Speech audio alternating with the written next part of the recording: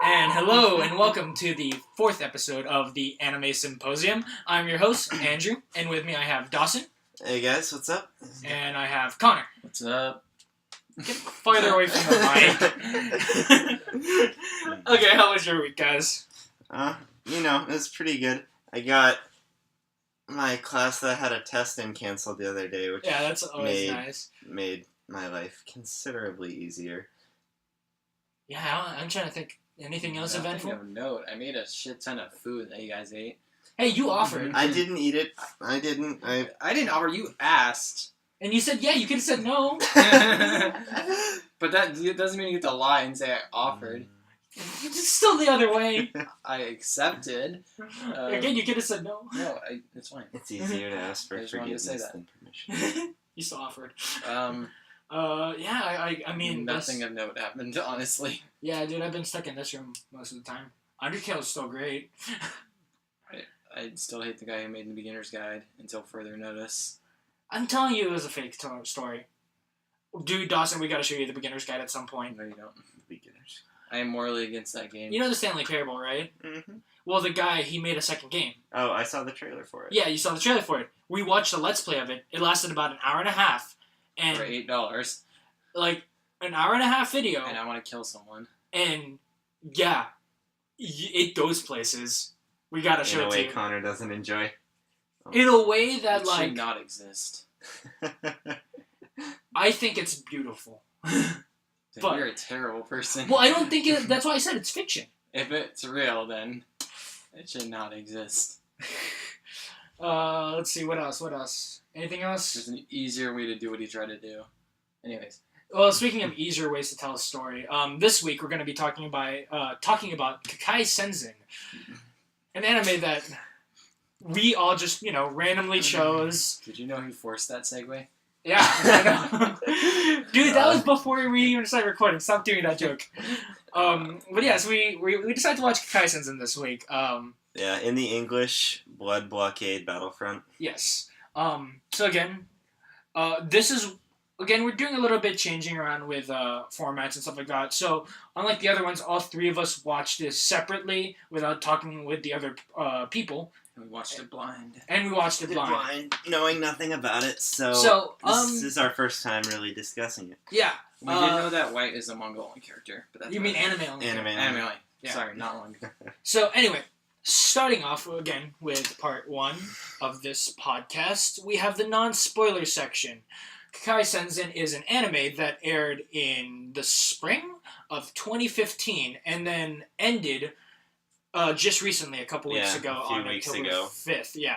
They released the final 12th episode, I believe, as a 45-minute episode instead of a 20. So the first 11 aired in spring, and then the last one was postponed till now. Yeah, and, we finally got that last... Well, and since that last episode came out, we decided to watch it. What do you guys think about it, in a non-spoiler way? I really enjoyed it. It, at times, reminds me of Fooly Cooly. Not quite as deep as Fooly Cooly likes to go, but it's got the same sort of silly, nonsensical sort of just progression. But I really enjoyed it overall. Connor? It was great. OST is amazing. Oh, yeah, we'll talk about that later. Well, definitely it's great for what it does. It has, a lot of action, a lot of, style. It's really stylized. It has some pretty goofy moments. And I'd say it's all the comedies timed pretty well. It'll tug at the heartstrings sometimes. So you're kind of getting, a mixed bag with this. It's pretty, in the middle on that. Yeah. But it is pretty kooky. And the time... I would personally say if you want something that's really straightforward... This is not for you. Yeah. You have to kind of... it's a lot of people compare it to Baccano, but unlike Baccano, where it's all the pieces are kind of scattered at the beginning, and then you kind of piece them together, and then you have the full puzzle. In this, it goes at the normal, from beginning to end, but it'll skip over, seemingly important details that you kind of got to figure out on your own, and just never come back to them. Yeah. Yeah, it scatters pieces around, and then instead of always connecting them all back together. It just connects some of them back together.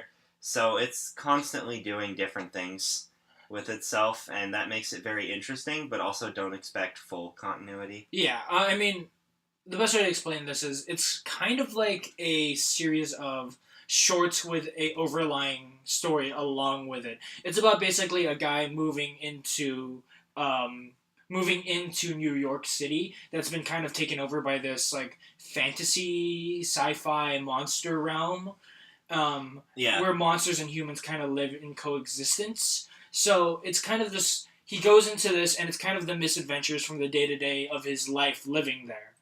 Yeah. Kind of joins the X-Men or Men in Black. It's a weird organization. They're just meant to make sure no one like takes over the place. Yeah. They kind of keep it in a state of like sort of pandemonium, but sort of like harmony. Yeah, I think what I could describe this as is we've named a couple is you kind of take like Fully Cooley and you kind of take the style to it, take the storytelling from Bakano, and then combine it with like the episodic nature of Space Dandy, and you kind of get this.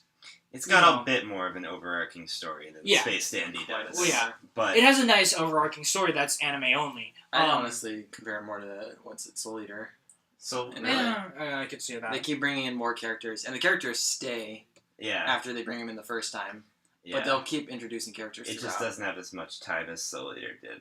Yeah. It had 12 episodes. It did its job. But this is based on a manga by the same name. And Bones, the studio that animated this, actually wrote a lot of original content for this anime. Basically, the manga goes by very similar. It's not... the manga, from what I've read about, is like... It's not really overarching stories. Or not... I mean, there's no really overarching story. It's little short arcs that have like their own self-contained stories about life living there. Yeah. And so the anime takes that and then adds an overarching story to them and kind of, moves things around to kind of present stories in different ways. Yeah, what do you got? What else do you have to say? I mean, for the intro non-spoiler section, not much else. Yeah, it's a very interesting show. The problem is, again, this is our first time kind of discussing this, and it's really hard, trying to be spoilers, it's kind of hard to do that, because there's a lot to talk about. This is a very, very interesting show. The characters are fun, there's a variety of powers, but it mostly has to do with blood, so all the enemies are, like, all the characters are, like, blood-type fighting. Every move they have has to do with blood. But, like, some will mix in, like, elements and stuff, and they'll do it in different ways. There's different styles of fighting, but they all use blood in some form or another. Main character's power, if you care, is, like, he just has vision. It's just, like, this really powerful sight. His eyes have, like... He has really powerful eyes. He can't really use it in battle. He can kind of, like, mess with the enemy's senses, but that's about it. Yeah, but yeah, the way that I would say it is if we're going to recommend this, it's... If you're really into kind of like an episodic nature of a show, if you're looking for kind of quirky characters and also like one of those disjointed stories like how Bakano was, then this is, again, the anime for you. This is kind of a grab bag of all the elements you might like in a show, just kind of thrown into one. Yeah. And mix in a blender and then adding style and music. Focus on the stuff it like brings to the table, but it has all the stuff, so. Yeah, it has it all there. It's pretty fun. Yeah, I think this could be the closest that I could say is like, I don't know, something, again, the most episodic thing I've seen. I mean, I haven't seen Space Dandy, so. It's kind of ironic how this is like, it's not very approachable for like some people might not find it approachable. If you watch a bit of anime, you'd probably be able to get into this, but it's like, it has a little of everything that everyone might like. Yeah. It's weird. If you know someone who's like kind of forgiving when it comes to like, little lapses of judgment and doesn't need everything like explained to them, this is definitely a show that like it's pretty safe to show anyone, I'd say. Yeah, it covers a broad variety of topics. All its fight scenes are pretty interesting too. It definitely doesn't get boring. Yeah, it it's definitely very fast does. paced. It's a very fast-paced anime. It's a very nice short watch to get all 12 episodes done, and I highly recommend this. How would you? Just to make sure. I would also recommend it to pretty much most people. Yeah. Not as something that I think is going to end up being anybody's favorite, but as something that I think most people can enjoy watching. If you want a good hook for yourself to start watching this, something to like make you want to watch it, watch the opening and ED. They're great. Yeah. If not, if you want to watch like a random episode, like because the first episode's a little bit confusing. If you just want to pick a random episode to see, episode 6, easily like a single story. Is that the burger episode? Yeah, that's the burger episode. I don't think that's a good episode to start on. I don't think that gives Start a good... with episode 1. Yeah, I mean, I don't know. just watch episode 1. I feel Episode like- 6 is enjoyable, but to some people, I think that's not as broad as the rest of the show. Episode 6 is definitely It's not kind going of to appeal to specialized. everyone. I don't know. I feel like it might be, but anyway. If this show could have filler, that would be the filler episode. But the best filler episode. it was But enjoyable we'll talk about for that. sure. We'll talk about that in a minute. Yeah. Besides that, we highly recommend this show, and you should watch this. Now moving on to the spoiler discussion. The bag is open. We can now talk about everything on this. Anything and everything. Everything We and don't have to everything. pick apart every character, do we? Anything and everything is now fair game. No, we're just gonna start talking about this and see where we get Oh to. god, this is one of those Okay. episodes. Okay. You mean how we always been structuring it? No, man, we went through every character in before. No, we And went. Shimonetta. That's Shimonetta. And for King. And No. Samurai Flamenco. No. Yeah, this No. is... Honestly, I'm gonna start with the end here. Right off the bat, just with the... We waited, people waited quite a while. How long was it to get that final episode? Like a whole season of anime. Like a whole season through. And that drop in quality at the big moment made me really sad. Really? Did you notice that? No, I didn't. During the whole scene where Leonardo is talking to Klaus as he's lying on the ground and he had his Really? confrontation with not the King of notice it. Despair, the quality of the faces, like the background art was still fine, but the character's face quality majorly dropped. I did not notice It was pretty rough. For me personally, I just noticed it really heavily. I did not notice that at all. I thought that scene went really fantastic. I thought they went to a weirdly different art style, but I didn't think it was a drop in quality. I thought it was definitely a drop in quality. It was just But I awkward mean- because everything in the beginning half and even beyond the beginning half was really well animated. It was like they took their time with it, like they did with everything else, and then suddenly it just hit this Well, the point. thing is, they The weren't delayed. faces were scrunched. I They don't weren't know. delayed over production issues. They're delayed over because the episode was long. Yeah, but I don't know. The episode was long and they didn't have a time slot, so they had to figure out a time slot. But a time slot didn't open up until now. Yeah, it still makes me wonder why that drop in quality happened then if they would have had time to possibly fix that, because it was pretty bad. I did not. It was pretty bad. I Did mean, you see it, Connor? I don't pay No. attention to that shit, honestly. I just try to enjoy it while But I it's mean, going. well, now we're on it. How's the animation quality? That was it was Overall, pretty though, good. I'd say the animation quality is pretty good. Yeah, I made some jokes in the first episode about, hey, this is where the quality just suddenly, like, this is where they put the budget in. But they did certainly put the budget in a lot of places. Yeah. Well, I have to say that first original fight scene that we got at the Yeah. end of the first episode was of higher quality than anything else we got later. Yeah. Also, it was stylized very different. Like, it was still great, and it makes sense because the show doesn't really stick with one specific style the Yeah. whole way through. But that first fight scene looked really, That's what they really put- cool. they I put a wish we lot could of- have seen a little more of that. I don't know. Because that would have been... it was really beautiful. I guess I kind of forgot about the final fight scene as I kept going. I was like, okay. I liked how the beginning though, it starts with like how the last episode kind of starts as, Yeah. and I like the kind of style that way. Your comments, Connor? Oh, what? Animation. We're talking about. I already said what I thought about the animation. Yeah. Throughout the It whole was thing. good, and I don't really pay attention to the animation all that much. Like, I couldn't notice any glaring errors. But what did you like about the quality? Like, did you like it? Yeah, it was really bright and colorful. And it was. Tell me this is a dull-looking show. There was a lot of gray. I mean, that was kind of the point. Yeah. It 'Cause definitely there's fog. wasn't. There's They a lot always of had fog. stuff going on. Yeah. Yeah, as a city that's trapped and surrounded by fog most of the time, it's decently gray throughout. Yeah, there's Especially a lot when of gray they and browns go- and blacks. But The further they there's go so many towards- characters that are like not gray and black. You know This what I mean? is very true. Yeah. Like There's- everything's moving and there's always colors going on. There's all sorts of aliens everywhere, And too. you need a dark backdrop for that for them to like pop out. Yeah, it accentuates the characters, which is nice. Yeah. But what should we move on to next since we're on animation? Well, okay, what do you guys think was the most important part of this show? Like the action, the romance, the comedy. What brought you in most? For me, it was just the characters more than anything else. Like, not all the characters. I honestly didn't like Klaus that much. I never liked his character design very much, and then he was like a bit too perfect for me. He's cool. I mean, he's cool and all, but he was like a lower on the list of people that I cared for. I really liked Leonardo.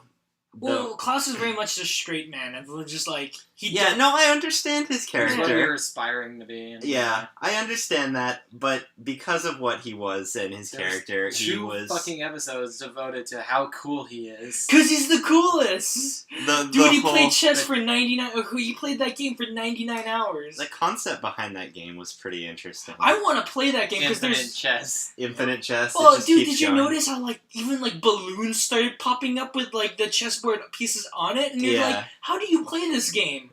How?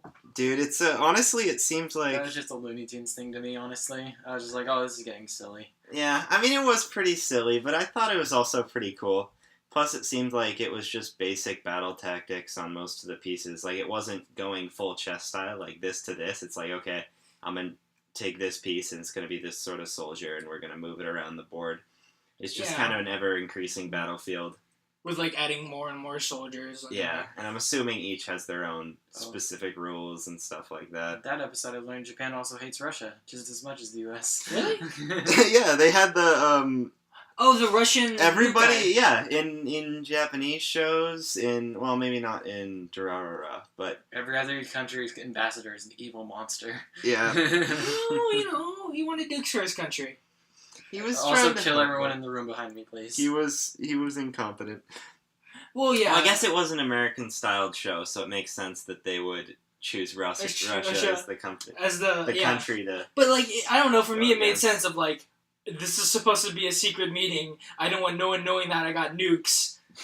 It's cool. I don't trust anyone. I'm gonna get nukes in my country. What is the point of nukes if people don't know you have nukes? Yeah, nukes are, like... Yeah, so you could use them. You're actually gonna launch them? Nobody launches. The point of nukes is so that nobody launches nukes. I mean, it's deterrence. Kind of silly, I know it's deterrence. I know a lot about nuclear deterrence. Nuke New York? I don't know. That makes them even more evil. They can't nuke New York. The tentacles are just gonna reach out and grab them. Oh yeah, tentacles are gonna stop a nuke. Yeah, they could. They can. Well, I guess they couldn't stop dude in the plane. Well, that's only because he's super cool. Zed. Zed is super cool. What about you, Andrew? What did you like most about? I don't know. I think the style and the music. It was just there was so much style to this show. Where that like, again, I've been telling you guys. I've been like after I finished, I just turned on that OST and just kept listening to it. There's so much like, it's up there like. It's similar to like how Samurai Champloo, how people watch that because of like the hip hop and the stuff like that. This one is very like. I'm not saying it does it better. It does it better. Very many people watch Samurai for the hip hop. I don't know. I don't know. Mario watched it because of the hip hop. I mean, it's good for what it is, but I think most people watch it just because it's like a fun, funny show. But a lot of it had a lot of hip hop influences and stuff like that. And I don't know. I feel like this. Did it like not as like an obvious scale, but like a more like again at a lower scale of it. But the style and just the kind of the noir-ish kind of nature of it, the kind of the early even though it's modern day, there was kind of like an early 1900s feel to it, and something about that just was really good. Then you hear the music and there's all this like R&B and hip hop and like. Yeah. Like really good music, and then you go into the openings and endings and both have their own style, and you end with that whole dance sequence and you just kind of have this smile on your face. It's like so much of it was just that's what brought me in. Yeah, it definitely had its own like super unique aesthetic throughout the whole thing. Like all the colors kind of match up pretty well. Whenever they go deeper into like the other world, they always end up adjusting for that. It was pretty cool. On the OST, as much as I love the OST by itself, there were definitely some scenes where I thought the music didn't quite fit. I liked their music choice Yeah. because all their music was really cool, really interesting, brag of stuff. But there were definitely times when the music didn't quite fit. I don't disagree with you because like those last couple episodes end on a really emotional scene and then ending. Yeah. Everyone's happy and dancing. Happy dancing ending. Like that word. Like again, I love the ED because they were playing the ED. You know how they did the fade out where it doesn't actually start the ED yet, but you hear the ED song going. Yeah. They were doing that while the main villain was laughing maniacally. That was the best. That was the least. Why? That was the least intrusive one out of all of them because it makes sense. It's pretty funny. But I enjoyed that. I'm just talking about like basic songs within the thing, like mood songs and stuff that are supposed to set the mood. Sometimes they like totally chose the wrong song. And I was like, ooh, that's after rewatching. Like this is why I'm gonna go back to this. But episode 6, the reason why I discovered why I really liked that episode. Great music choice with that song that like they only play one song. Yeah. And it's that song that I've been looping like for the past couple of days, and literally it just fits everything about that episode. Where like, and it just kind of fit in for me. Where like it starts, it does the montage, and then at the end like he gets hit with the bat and the music just starts playing, and you're just like, no, this is out of place. And then you think about it, no, it's like, no, this is in place. Yeah. And I feel like that's a lot of this OST where like you kind of think that it fits out of place, but then if you kind of think back on it, in my opinion, you go, no, it fits really well with the stuff going on. I mean, it fits in the sense that everything in the show is disjointed and crazy. Yeah. Throughout the whole thing, the soundtrack is very similar. It's kind of disjointed and crazy. A lot of the songs are like completely opposite to other songs within the OST. Yeah. I mean, I said earlier, like I said this to you earlier, that the ED, it reminded me so much of like the Death Parade opening, like where it just didn't quite fit the show. Well, okay. For that, this one fit the show a little bit more than Death Parade because Death Parade, that's definitely true. Death Parade, like no, it's a bit more solemn. Yeah, it's a little more solemn, but this one, like, it reminded me a lot of that Death Parade opening. And when you have Death Parade opening is up there in God tier openings. And when you have an ED that's literally the same type of like style and stuff like that, God tier ED. That's true. The song itself was pretty great, and the just ED animation is super fun the whole way through. Well, it's the does same. A good job with all the characters. It's the same as Death Parade. As you watch the Death Parade opening, it's all of them having fun and stuff like that. They're having a party in a bar. Yeah. And then you go cut over to the ED of this one, and they're all dancing on a stage and like having fun. They're drinking beers, talking, dancing. Yeah, it was pretty cool. Purely music-wise, I actually like the opening better than the ending. Like, I don't know exactly what it was, but the whole progression through was really nice, and then that little ending section of like Hello World. Yeah, it was. I really enjoyed it, and like every time I started the show and I got to that, I was like, okay, now I'm in and I'm ready to go. They had that kind of Avengers pan around. Oh, that sweet little They have him in the center and just like all the people doing their one move over. Yeah, it was I like pretty that. Cool. Okay, Connor, how about you? Your turn. For my favorite thing? Yeah. What brought you into this show? Honestly, the action scenes. The action scenes were really fun. It's like a big playground. This is like, whenever they're in a fight, it's going to move somewhere else. And it's always going to be like a fun move. Like it's going to be like shit blowing up everywhere as they're moving to a new destination. Again, we were talking about this earlier. When Zed's appearance, it's like, it starts in the air, it moves, the plane gets cut in half. Yeah. The front plane, the fuselage, keeps flying, crashes into a building. They're fighting on the building. People are falling off the building. It's just like goes up through the building. It's usually on something moving where the fight's gonna happen. There was like the van in the first episode, or like the second episode. Yeah. There's the what's her name's car? Agula is like the train. Yeah, when she shows up, Brody she has that big thing when she's off to find train, Brody and there's a plane moment. Hummer. And then, were they on a train during one of the events? They were on a train a lot, but there's not really like I don't know if they were ever taking the train when there was a fight. I mean, the episode where we first got introduced to the, what do we call them, blood breeds, they like arrived on a train to a scene in a station. Yeah. That's why I didn't like the boxing episode as much. That's one of the reasons. Because the fight was always in the Yeah, Also, there's not a lot of fighting in that cheeseburger episode, which is why you didn't like that much. No, the cheeseburger. I don't know. I didn't really feel it as much. Like I was like, oh, this is sad, and I get it. Dude, how But can it's you like not... shonen sadness. I Like, don't know. I meant for it to be sad. Dude, I don't know. There was something about the moment where, like, he takes the bite out of the burger, and he just starts crying, and I just go, yeah, the burger. You're a sucker for symbolism, so. No, but it's not about the symbolism. It was just like, I just had the, yeah. Yeah, we had this discussion The too. You're burger like, set. Yeah, I enjoyed the burger episode. I wouldn't say it's my favorite episode. But Okay, what is I your enjoyed favorite? it. My favorite episode? Oh, God. Well, okay, I can't say the burger one's my favorite because another one trumped that, like, right after, like, a couple episodes. Which one? Well, you say yours first. I'm still thinking about this. My favorite one is the one where it's them trying to eat lunch. Oh, that one Again, was moving really around. good. It's like it's all visual stuff. Yeah, and they continuously go to different places to go eat lunch, Yeah. and it's just like it's not working to the They point. can't find Like, somewhere. my They're favorite- trying to haze the new guy, or at least Zap is. My favorite part is where they go to the family restaurant and then like literally double murder suicide in the restaurant in front of them. And it's like, oh, okay. things are pretty rough down here. The gang's about to show up, so we're making soup with their parts. You want some? Yeah. My favorite episode, actually, I think, was the one where they first introduce Dog Hummer. And where Aguila's going around in her, like, car thing, moving around with the big... Just trying to eat them when they're on the, Yeah, again, okay, scooter. Connor it's moving around. And The moving parts of the fights are fun. Plus, I enjoyed her whole exchange with Leo. Like, Leo. he's there the entire time, just chilling with her while he's waiting for people to come save him because he can't do much. And she's just, like, constantly talking to him about his love life. It was really fun. she found the perfect man personally wise, and then the perfect man looks wise, and then put them together. Mashed one's blood up and stuck it into the other guy. And then both of them just don't care about her now. Yeah. You know, honestly, if there was like a satisfying conclusion with White, I would like the movie theater episode the best.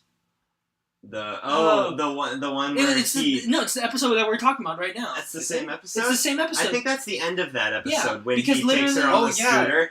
Like, yeah, that would have been my favorite episode. Because he goes to the Yeah. hospital again. Because this show is literally... Just that moment was amazing. I don't know. Yeah, that little ending point was really good there. Where they go and the little scoot closer. Like, it didn't have to be... But, like, that's what I a like, big where symbol. literally the story is about Leo somehow ending back in the hospital. Like, that's every story. It ends with him somehow ending back in the hospital. So he can chill with White for a Yeah. little bit. But what would be my favorite? Honestly, the second episode was, like, just for the little blood trail thing was pretty great. Yeah, where he ignites it and then they have Chain just run after it. But I would Guys. also say my favorite episode would be the one when Zed comes in. That yeah, was a the- pretty fun one. The part 2 where, yeah. Was that part 2 when he showed up? Yeah. Okay. Dude, I like that episode because he finds a really hot chick at the KFC and then Oh, just he's keeps going like, to the KFC. Okay, that has to be one of my favorite. The way they did showing that he was turned on in that episode had to be one of my favorites. The Where they blood just camera at the they end. flash the thermal image and Yeah. it's just got that big old red spot. It was perfect. Like, there's lots of ways that they show arousal and stuff. Like, they could have done a nosebleed, they could have done this, but it was just a perfect, like, quick flash. Well, it's because, like, it was such a stylish moment for Yeah. Zap, because it's just like, boom, just kill the egg, let's It's hella go. cool, and then you get the picture, and it's amazing. Yeah. He grabs the phone, it's like, yeah, she was calling, like, some information number the whole time. So, here's the white elephant in the room. You have a bunch The of... white elephant in the room. Is that what it's called? No, Just it's the elephant. A white You elephant's racist like... fuck. Okay, let me A white rephrase- elephant's a gift exchange. Oh. Like, when you put a bunch of gifts down. Okay, you let me switch rephrase up. that. The pink elephant in the room. Please, Connor. The elephant's on. I know you Oh. have you have the biggest pink How elephant. did White die? I don't get it. I mean, as far as I can tell, what happened is when when her parents had just, like, died or moved on or whatever they had to do to help seal the thing and create. I think their job was to help create a barrier. Yeah, to they're keep the collapse they're one of the 13 casters brought in From to- within- Yeah. from inside here, and then something happened to White, and around that time, they decided to make the center for the barrier Her heart. with it, her heart, so that she can survive. so that she would survive through that. But they never explain what happened And then to her. what happened was afterwards. Again, she gets separated from what Black. happens after. She gets separated from Black, and then Black knows about the barrier, so he chooses to make himself the vessel for Well, he just the didn't King want of to get Despair. hurt. No, he part of the story is because he brought in he knew about the barrier, and he didn't want the King of Despair to be under control of the barrier. So Yeah. he also took in King of Despair. It's kind of multiple reasons. Yeah, 1 to protect his sister, 2 to protect the barrier, and 3 so they can parallel White with Leo. Yeah. So I have 2 more problems with that. A, they never explain how she even got hurt, and it doesn't tie into the story at all. Well, it's because all the 4 of them, they went into the city during the time of the collapse. No, they leave her. They usually leave her when they go on missions. No, but she's then powerless. for this one, they brought because since also Black went in, White White didn't want to leave. Like I think Did they White. explain this? Well, it's because White and Black are always together, and so they brought them both Yeah. along for that. This wasn't explained. Wasn't That's just explained. like inferring Yeah. from stuff that we know. So they don't actually tell you what happened. You're just supposed to assume. That's kind of what the show does the whole time through, though. I mean, it doesn't necessarily excuse it. Yeah, but it doesn't even Well, explain it's like not what as- the MC was looking for from the beginning. In the beginning, wasn't he looking for like a way to cure his sister? Like that's No, why his sister's gone, no, His sister's not dead. isn't she? No. She's on the outside. dude, there's a in the- whole part. The yeah. last scene is Leo. She's dead. It's metaphorical. No, it's not metaphorical, I dude. swear to God, that's what I thought it No, was. she's- That's why I couldn't write the damn letter. No, he didn't know what to say. His sister What and even his happened mom to and her his then? dad. Okay, no. Here, let me explain this. Okay, this is what happened. They got to the part. Then Leo. Then she decided to lose something. So Leo would get the eyes. She loses her eyesight. She also can't walk. Then she leaves, and the parents take her home. Leo goes to meet. She and loses then her eyesight. yeah. No, you're missing something here. The original reason that they were next to New York, or what is now Halcyon Lot, is Helsing's because Lot. the parents thought that if they brought her to Yeah. Halcyon Lot, We that know she that. would be able to walk They again. tell you that though. And yeah, then they tell you that. during the exchange, she loses her eyesight, and Leo gets the Yeah. eyes of the god. They're basically okay. I thought he Here lost is the- his sister. No, They're he like, gets- here's the eyes of the god.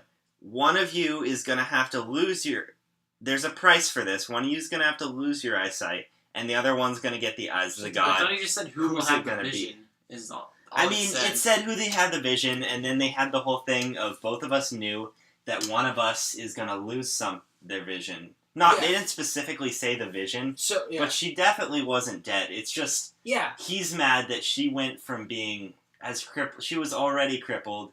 and she went from more crippled. Yeah, she she became more crippled. disabled Yeah. at that point because she lost her eyesight. That's why there's a cut at the end where she's holding the letter that Leo wrote her, and she opens her eyes and there's nothing there. It's just void. It's because she lost her eyesight from the exchange. Yeah, it was their representation of, you know how sometimes for blind characters they give them really glazed over eyes? Yeah. When they showed her with the sparkly eyes it was or the whatever. void. I thought it was still meaning that she was like a spirit. Oh, never mind. Yeah, I'm pretty sure she's not dead. She's not dead. And the reason why Leo came there in the first place was to find something that, he could, help her with. Status alive. Status alive. Dude, I hate You know what? that. I guess I just inferred too much into it. Whatever. I hate Yeah. this, because you know why? I got super spoiled on this show, because because I went to go look up, because everyone's talking, the differences between the anime and manga, and said, oh, White's the biggest difference. So I click on White's Wikia link, and, I scroll down, see status deceased. And it was, right after the episode where she's like, oh, I'm a ghost. So I was like, okay, keep She's totally scrolling down. Totally didn't think about it. And then I was like, okay, that's pretty cool. She's an anime-only character. And then I kept watching, and then they're like, no, she's alive. She's actually not a ghost. And I went, fuck, I just spoiled myself. Yep. Well, okay. That brings me to the other thing that I felt was unexplained. You know how she has they just said her core it's what's holding her together. Yes. Mm-hmm. But that her physical body is there the whole time. Because because she's still physically there up until the moment at the end where Black shoots her in the chest. And then that's So when is she she- actually dies. Is Because she laying in the church dead then? basically. Okay, I thought her Yeah. body like dissolved or something when she No, died or something. but basically her spirit is still there, being the house of the barrier. But because her spirit's attached to the barrier. But she's still because of her distress over Black being still part of the King of there's Despair. just a corpse laying in the church, isn't there? Yes. Yep. Okay. Yep. That makes sense to me. And I thought like she like fizzled and then she came back because she was like a spirit and she was supposed to be the barrier or some shit like that. No. Okay. And then because Black is like still part of the Kingdom of Despair, the barrier is being kind of fuzzy as well as the point that Black messed up everything, or Kingdom of Despair messed up everything. So then when Black is finally separated from the King of Despair, she turns to the spirit and then moves on to become the barrier, and sacrifices her soul to become the barrier. Yeah. So that the second coming of the collapse can be stopped yet again. As happened with her parents. Yeah. All I wanted to know was where the body went. You didn't have to explain everything else. Oh. Well, we did. Yeah, we did. Well, now everyone who didn't make sense of this anime now knows. No, they're just gonna be like, look at this fucking idiot. Yeah, exactly. That was your point all along to do this to me. Okay. Of course. No, I'm kidding. Of course not. Just wanted to make Connor look bad. Also, elephant in the room. Why the fuck is Fent even here? Dude, Fent is one of the 13 like kings or something. I don't remember what they called them, but I think he's more of a main villain in the manga. Less so in this. I feel like he's more of a. I don't know if he's an overarching villain actually, because at the very end of this, in that last little scene they gave you, I'm pretty sure that was the King of Despair in a new body, right? Yeah, that was when he's like walking away, Yeah. whistling. Like that was the point of that. That was a King of Despair new Setting body. it up for a But second it was season like- that we probably won't get. You mean we probably might get such a season 2 win? Yeah. Dude, like I want just a second season of just them expanding on all the side characters that they introduce. Like, I want more on Brody and Hammer. I want more on KK. I want more on Steven. I want more on Abrams. I want that moment at the end where like Leo's running, and it's that moment where every one of the characters is helping Leo get to the tower. But the way that Abrams helps Leo get to the tower is that he has such bad luck. A meteor storm just comes in and crashes and kills everything. The greatest worst luck. Yeah, like, I mean, okay, who was your favorite out of all the side characters? All the side characters? I mean, my favorite was Is White considered a side character? No. No? Okay. Never mind. Probably... Honestly, I'm not sure on this one. Like, because Leonardo was my favorite. Sometimes MCs aren't my favorite characters, but in this, he definitely was. Yeah, I mean, Leo's great. Like, yeah. I enjoyed his antics with Zap quite a bit, too. Zap I just like, not as much for Zap, but for the moment his like, interactions with people. Like, the moment where Zap just constantly steals the pizza. Okay, that entire scene, the way it was animated, the way it was portrayed and everything, that's what most made me connect this to Fooly Cooly. Like, that whole section could have been straight out of Fooly Cooly. Like, that's the faces Zap was making was, like, the same sort of faces that Haruka makes in that. It could have been straight out of that. I love that moment where it's just constantly Zap coming in and then, stealing his pizza. Yeah. Plus the little ending moment where it was, like, you wanted me to think that's the reason you were here the whole time, No, right? he just actually wanted pizza. He's like, screw you. That's not it. I like, again, Brody and Hammer are great. Yeah. Zed is Brody also... and Hammer. Zed is also really great. Zed was pretty fun. I like Steven. He was kind of... Steven? I like the moment, like, I like the relationship between Steven and KK, because it was just like, why are we constantly, together? Yeah. It's like every other episode, they're, like, teaming up, and it's just like, why? Yeah. I think Steven had the most, like, badass composure out of all of them. Like, just, he walks in and things start turning to ice. It looks pretty cool. Well, it's like every one of them are kind of their own style. Like, that's what's highlights in, like, that first couple minutes in the opening, is you get Klaus's, like, punching style. You get Zap's swordsman style. Chain just constantly disappearing and reappearing and just ending up places. KK being the assassin. Does Chain use blood, I think stuff? I think so. Did she ever use a style? Like, yeah, she was a werewolf. I don't think she uses blood. Okay. Because Zap and Zed both use the Big Dipper style. But they're both different elements. Or Zap is Zap is Zap blood, is fire, fire, and Zed is wind. Yeah, Zed is wind, and then Steven and KK. Steven is ice. KK is lightning. Do you remember what style they use? Because Claus uses Brain Grid. It's blood. I think his is mainly blood style. No, they all use blood style, but his is Brain Grid. Oh yeah. And then Zap and Zed both use the Big Dipper style because their master was that strange body. I don't know. I didn't pay attention too much for it. I forget what Steven and KK's were. But, but you know. And if Dog Hummer even had one. He uses Venom style. Yeah. He just goes full exosuit. Yeah, and everyone has their own specialized fighting style, which I really liked. Where it's everyone's kind of different. Yeah. Oh, there's Sonic. I mean, Sonic's fun, I guess. Let's take a picture of Leo crying his eyes out. Yeah, I know. Look how badass Leo looks at the end after he beat the bad guy. I know, right? Yeah. Dude, speaking of pictures, I really liked it at the end, the pictures they did at the credit scene. Oh, it was and Black last and one? MC just going, what's up? Yeah, just hanging out together. They had sister just died.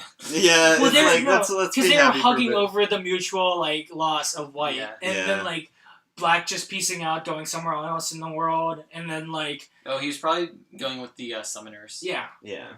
And then it ends with casters. God damn it!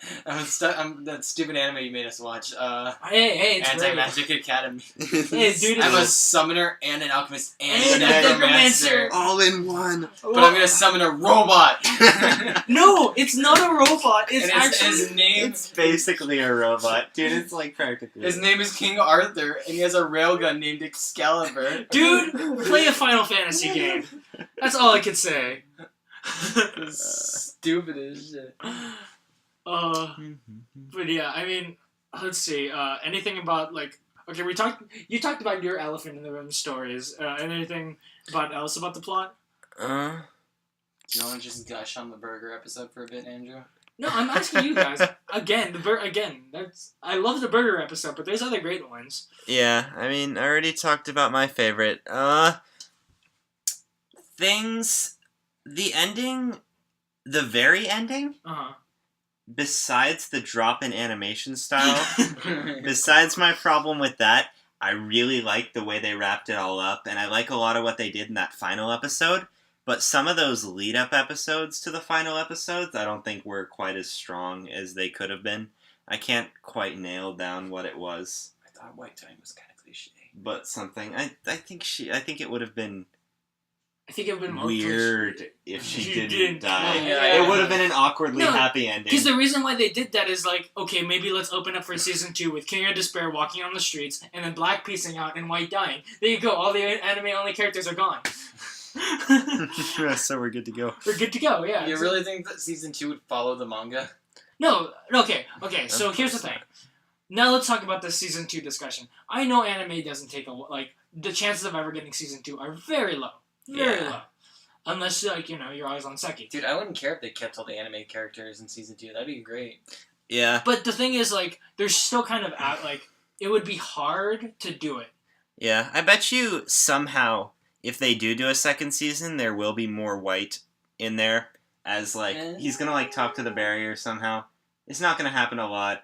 It's not going to be a main plot point. But I feel as ridiculous as the show I feel like you would want that. You would want I kind of want that. See, here's the thing. I would want that too, but then I thought about it and I don't want that. What? See, the thing is, there's a lot of manga. Again, the manga is basically day-to-day life. So it's just, you have a lot of content that's right there that you could just write for the picking. You take the content and then you just kind of add an overarching story to it.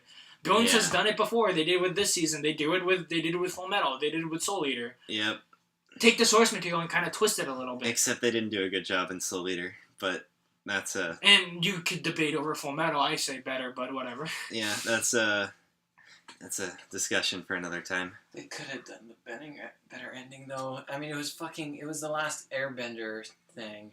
Huh? You know how the girlfriend turns into the moon? It was basically that That's shit. That's rough, buddy. That's rough. That shit all over again. For Kekkai Sensen? Yeah. I don't know. Dude, so that means Leo's gonna get a new girl. Well, Leo doesn't get a girl. Just and then she'll die too. Yeah, maybe Cleo I mean- will just get with Diner Girl. It's a surprise she hasn't died yet. Dude, I think the whole point's that she should be dead, and she has just all isn't. the plot armor. No, like I like that ending where one of the pictures is just her like Just waving this broken frying pan, like, pan how like, are hey you guys. still alive? How? But like I Who like knows? yeah. Oh man, I like that part in the what's it called? The lunch episode where literally it's just like her sitting there like them sitting there and they're like, "Wow, Leo, you have friends now. Congrats." And he's like, yeah, it's pretty nice, even though Even though Zap's like Wait a hardly- minute. Sorry. I'm really sorry for reading that. Was playing punch a pun? Plain punch. In Dog Hummers. No, okay, no, he hit the thing. Never mind. Yeah. He hit the car. I was just thinking the plane episode. Oh, the plane episode. Plane punch. Does he use what punch does he use on that one? I don't can't remember. He Probably- uses some punch. Oh, but he uses Exo Crimson. Steven uses Blood Freeze style. Yeah, blood freeze. And then KK uses Blood Are we Bullet back to Art. this? Yeah, Yeah. yeah. Okay. And then Claus's Brain Grid, and yeah. So they all have their own thing. Is Yeah. that what you're clicking on the wiki pages? Yeah, I- that's what I was looking at. Going back to the style here, I like that just kind of.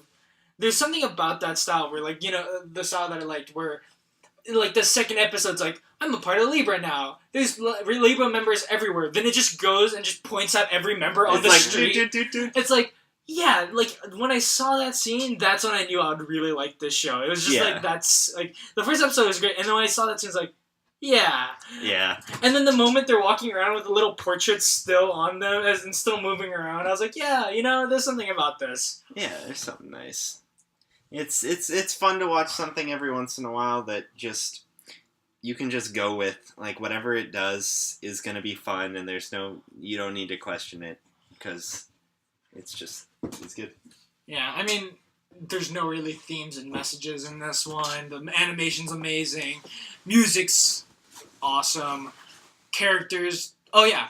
So again, sidecast. Like you like how is every like we The whole side cast is pretty fun. I don't think there was I could probably rewatch, probably argue differently, but I don't think there was a bad character in this show. I mean, you don't like Klaus as much as Yeah, I don't like Klaus that much, and Abrams is okay. KK's okay. I don't know. I love But- Abrams' shtick. I like Shane, Zap, Steven, Dog, Zed. I feel like Gilbert doesn't really. get Gilbert enough. just doesn't do much. I He's don't the know. butler. He's the butler. He very much is the But why does he have bandages on his nose? dude. We're never gonna learn why he has bandages on his face. Yeah, I was kind of disappointed. I wanted to read the manga after this, and then I was like, oh wait, like that's almost none of it's translated. yeah. Well, apparently some of it is. I don't know, but like I think it was the bits about like the episodic nature of it and stuff like that. I was like, maybe. I think it was more there was just characters we didn't really get to know enough about. I feel like Yeah. they're like again maybe in the manga they might they maybe are a little bit expanded on because again I would love to see a second season just so I could see more about these side Yeah, characters. I feel like Yeah. anyone who thought like Patrick or his assistant was like their favorite character would be really, really disappointed with the anime. Like Yeah. if they had more on Patrick and the assistant in the manga.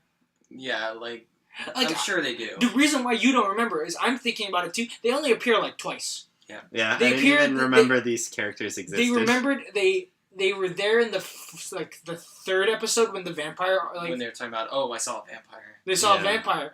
They were talking to those two, and then they only showed up at the end with they're in the Jeep with JJ in the back, with JJ with the best luck.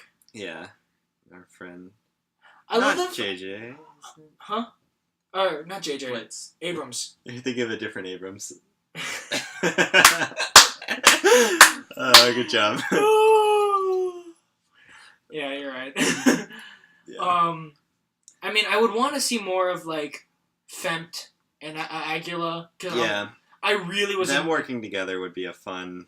because I really like those guys as Fun characters, movie. but they didn't show up as much. Do shit. Yeah, Well, they did do stuff. They did do stuff. There was They got their own respective episode, and that was it.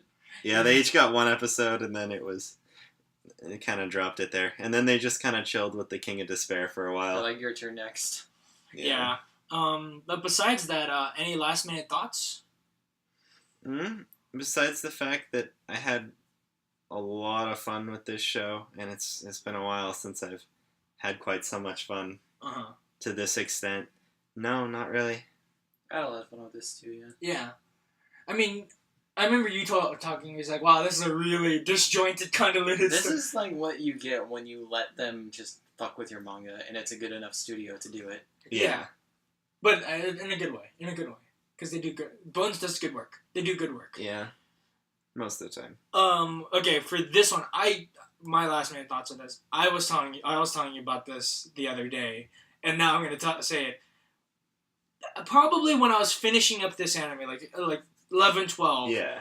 I was thinking like, I'm really enjoying this. Like, I really love this. Like 9 out of 10. Like this is like 9 out of 10 in my book. Like so great. Like close to 10 out of 10. Like I want more of the side characters. Give me more of the side characters. You boost that up to 10 out of 10. Yeah. And then I sat there and I go, well, my top 10 is way too solid right now. Yeah. I can't move anything. Like, what can I do? Like I can't say I have so many favorite animes. Like, I don't want to, I don't want to do that. Yeah. And then I thought about it. I'm like, wait, let me think about this. 9 out of 10 of my favorite animes are all over 15 episodes. Yeah. And I felt that was an issue where we've had this discussion before. I don't think that I now come to this, like, I'm now on your board here. You can't tell as great of a story in 12 episodes as a 25 can. Yeah. Well, it works sometimes. Yeah. I think you but can it's if very you have rare. way less characters than this. That's true. This has a lot of characters. Things with... Well, like, the thing is, Bakuno is, like, 16. So that's why that's why the 15 is Because there. they have a shit ton of characters in Bakuno too. Yeah. Yeah. But each one had their time to shine within each one. Bakuno's one of the best super short. Yeah. I don't think this even told that much of a story. There was a lot of it episodes really that just didn't. filled in time. But It was just like, hey, here's this really cool world, and we're just gonna have fun with it. have fun with it and show you as much as we can in the shortest time we've been but given. I was thinking about that is there's you could do so much more with 25 than when you could do with 12. And a lot of 12s kind of get a little bit hampered on that, like a little they get hurt by the length sometimes. Where I kind of I want more and stuff like that. You're pretty much always gonna want more with a 12 episode. Well, there's some where unless I feel it's like Death Parade, that's what I said, where it has a concrete ending. There's animes like Death Parade, Rampo, where literally I am fine with how they ended. I like the way it ended. I like how it got to that conclusion. Wraps up really nicely. And those told really great stories. But again, probably not on the same level as anything over 15 episodes. Yeah. And so I decided that I'm going to just split it now. I have my own list for top animes with over 15 episodes. And a list for under 15 episodes. And let me just tell you, that was a lot harder than I actually thought it would be. Because I split it, and then I went, let's see. Okay, cool, I have 9 out of the 10 anime just filled in. Great. Looked at the top, less than 15 anime, I was like, well, I have Death Parade, Kekkai Sensen. It's a much shorter list. I made a list similarly. What am I going to do with that other 8 spots? And so I just 15. filled in spots until I see better anime than that. Yeah, that's the problem. I couldn't even get a full 10 of 12 episode, or 15, under 15 episodes that I thought all deserved to be in some sort of top 10 or another when I was trying to do that recently. I got a solid 7. Well, I just filled 8. in 10 spots of stuff that I watched recently. I really like these and stuff like that. Yeah. I put Rampo. I didn't put Rampo in my top 10 originally. Bebop. No, just kidding. Oh wait, how long is Bebop? Bebop's 25. 25. Yeah. I discovered it was There's a lot. not a lot of really good stuff that's under that if you don't count movies and OVAs. Dude, I found it was a lot harder because I was like, oh, Origaru, wait a second, that's 24. Yeah. Oh, wait, exactly, because I feel like it's 24. not fair to count first seasons or second seasons or something. It needs to be a standalone. That's why the thing is, if Kekkai Sensen got another season, I'd put that up there in the over 15 spot, and that it would be competing with the strength of that. Yeah. Honestly, I put the 2 JoJo's, the first JoJo anime. I'd split that into 2. Honestly, that seems like 2 different animes to me. Even though they're sold as one. Yeah. Just put it in there and it takes up 2 slots. I don't know. But I don't even like the first part as much. I don't know. That's honest. I think that's the reason why I haven't watched JoJo yet. Is I don't want to watch that first part. It's not as bad though. Just skip the first part. I watched the first episode and I couldn't do it. Okay, It was let's yeah. save this for the tangent hour. Yeah. Let's But- talk about this in a bit. Grades, Andrew. Huh? Andrew, grade. 9.5 out of 10. Jesus. Uh, I'm gonna go with a safe 8 for now. yeah, I'm a solid 8 on this one too. I Again, think. I loved so much about this anime that I was surprised sitting there going, "This is amazing." It made me split my top 10 list into 2 separate lists. Yeah. And that's how powerful this was. I was like, man, this is great. I mean, this does what it does well, and I enjoyed it more than working it a bit more. But there was just these errors or not really errors. There's just things I didn't like that kind of irked me the wrong way. Like, Just the whole white thing. oh, okay. And basically anything including white, I just didn't like. I liked her at the beginning, but the way they handle her at the end, I was like, eh. Oh, It I was like kind that of a overall. bullshit ending just to get the whole Avatar Moon thing, and I was.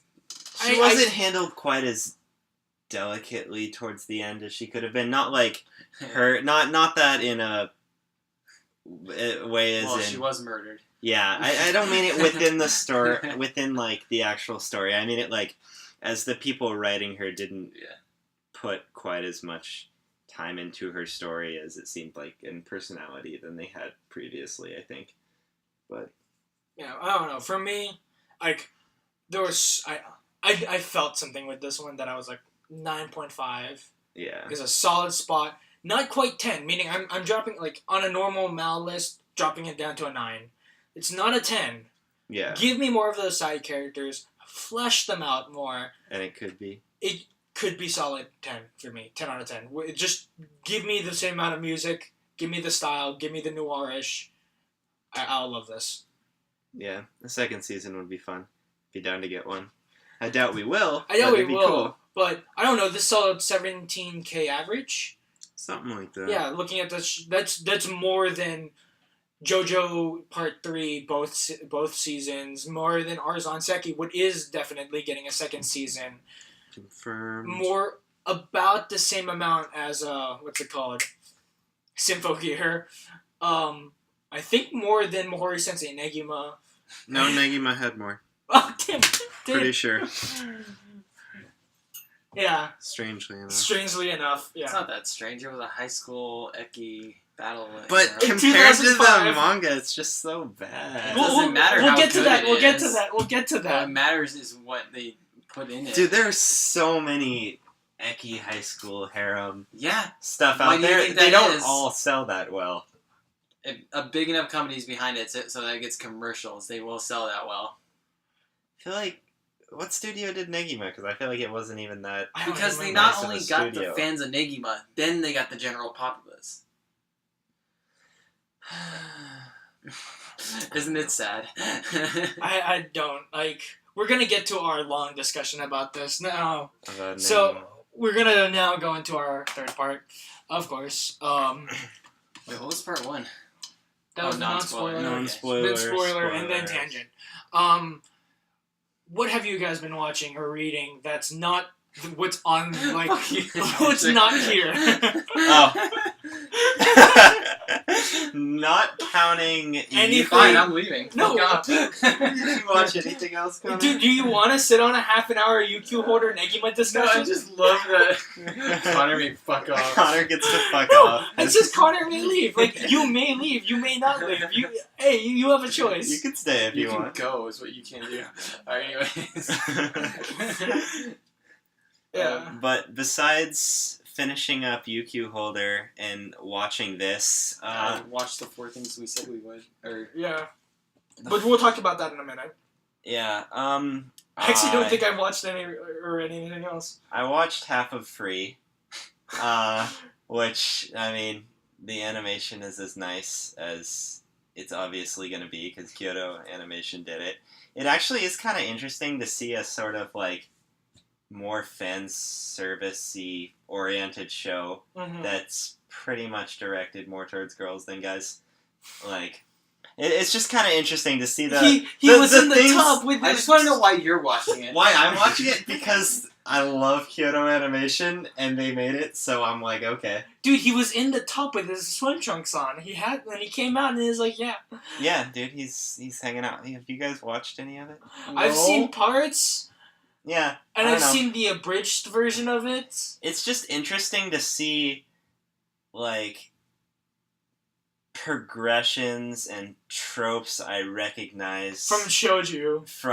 Sometimes from shoujo stuff, sometimes from more male like targeted ecchi stuff. Mm-hmm. Sort of not as much ecchi, but the kind of like little teasing things that they do and stuff. It's kind of interesting to see it from a different angle because it's doing it with guys and stuff. Did you get a girl picking on a guy in the shower scene? Dude, unfortunately not. Did We you got get that a in- guy Yeah, picking on funnily another guy in enough, the though, shower? it is kind of funny because Yeah. there's one main girl character who's like their age, and she's like the manager for their team, and she like gets super excited every time she sees them in like swimsuits and stuff. And at first I was like, huh, this is kind of weird, and then I'm like, wait, no. It's Most harems, It's the the male, exact same yeah. thing happens. Exactly. Where the dude's like, oh my god, they're all in swimsuits. Let's go Exactly. see it. So I was like, oh, honestly, this actually matches up pretty well. It's just Apparently, kind of interesting. Plus, like, Kyoto Animation, like, a lot of people say that they're not particularly innovative, but Mhm. I think they very much are, just in a different genre than most people would expect, and they do it in a very different way. This is what I like. Where I remember hearing a podcast a couple months back, where basically they were describing an end of the anime season. They're just like, yeah. So I was watching anime, and it ended, and it was about this guy, and he was wrestling his best friend on the ground, and it was kind of I'll let the hyping. reference go since we're in the tangent section. And he's like, I was getting all hyped and stuff like that, and they're like, are you talking about Attack on Titan or are you talking about Free? And he's like, I'm talking about Free. Or Yosuke's social. Oh man. Yeah. Everyone knows wait. everyone knows Teddy's the gayest character in Persona. Dude, Teddy's pretty great. Yeah. But, I can't argue. Honestly, I like... It's interesting to watch Free because it's the reverse of a lot of what I would normally watch. But honestly, I kind of like things that when they do, like, sort of more ecchi thing. Not even ecchi stuff, but like fan servicey things. They'll go both ways with it. Yeah. Like Yamada does it. Shokugeki does it sometimes. Prison School totally does it too. It's just fun. Prison School does it? Prison School totally all those kids are does ugly it. as fuck. All the guys Not all of dude. Have you seen? They take off their shirts all the time. And they're just in like ripped. the recent arc, they gave like all the inmates like smaller clothes than like clothes that are a couple sizes too small, and then some of the guys have to wear that too, and they're just like super buff Is and the really ripped. fat guy in it? No, he does it. Only the MC has to wear one, I think, for plot reasons. But Yeah. I just enjoy that stuff, and I'm only halfway through Free. Mainly, it's got pretty animation, so I like that, and it's interesting. It's just it's interesting pretty to watch. Yeah, no, and then after I've been reading the manga for Shokugeki no Soma because I finished that recently, and they left us off on a huge cliffhanger. So you're like, well, I gotta read this. Like now. I have to read this now, and I'm surprised at how many more chapters they're gonna be beyond where the anime got to. Like I didn't realize the manga was that far along. Yeah, of So course. I'm pretty excited to catch up. It's like what, in the I'll- hundreds? So it's like Yeah, it's in the hundreds, and it was I'm only pretty 25, sure. so Yeah, it was only. So I'm pretty sure it only goes up to like 50 or so. yeah, exactly. I don't know the exact one, but it's around there. Unless you're Yamada, which ends up at 90, but Yeah, that's because Yamada's great. yeah, Oh, and the anime wasn't. that opening's great though. The opening's really nice. Yamada-kun and the Seven Witches. Can you watch anything? Can I talk about the actual new anime yet or no? I'll give it a minute. Okay. Watch anything? Do you watch any more Yu Yu Hakusho? I have not. I've been It's busy. okay. I haven't been watching Michiko and Hachin either. But speaking Or of Mario. this, Actually, wait, really quick. Either last week or the week before, I said that Heavy Object. No. Save that for. Save that for me. Okay. We're almost there. We're almost there. Continue this Literally, it's in a right bit. there. It's right there. Just use that to segue. No, because I haven't talked Oh, yet. fine. Yeah. Thanks. What- Thanks for leaving me out. what I was The gonna. most important person last. Andrew, obviously. what have you been watching recently? No. Okay. Cool. I could ask you guys, but then I'm not allowed to talk to you. Just talk. No. Because the thing is, you guys made me. You guys totally made me like lose my segue. All right, Andrew loses his part.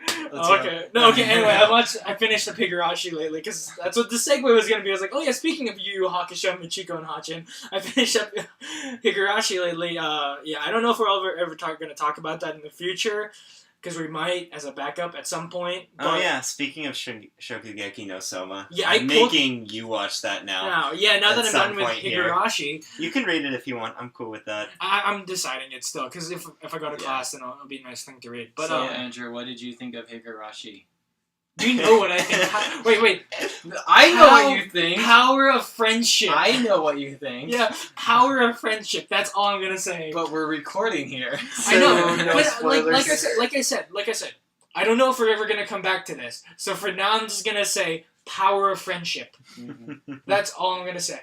Yeah, if we ever talk about Higurashi, I kind of need to finish that last. It's cool. season. Just you need to know that the last Halfway 11 through. episodes is just power of friendship, Just need man. to watch Worst Girl come to life and save everyone. Oh yay! Okay, Okay. I don't know. That's your opinion, though.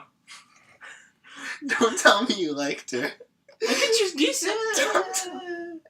I don't think Okay. we should be doing this. Okay. We need to move on here. Snarf.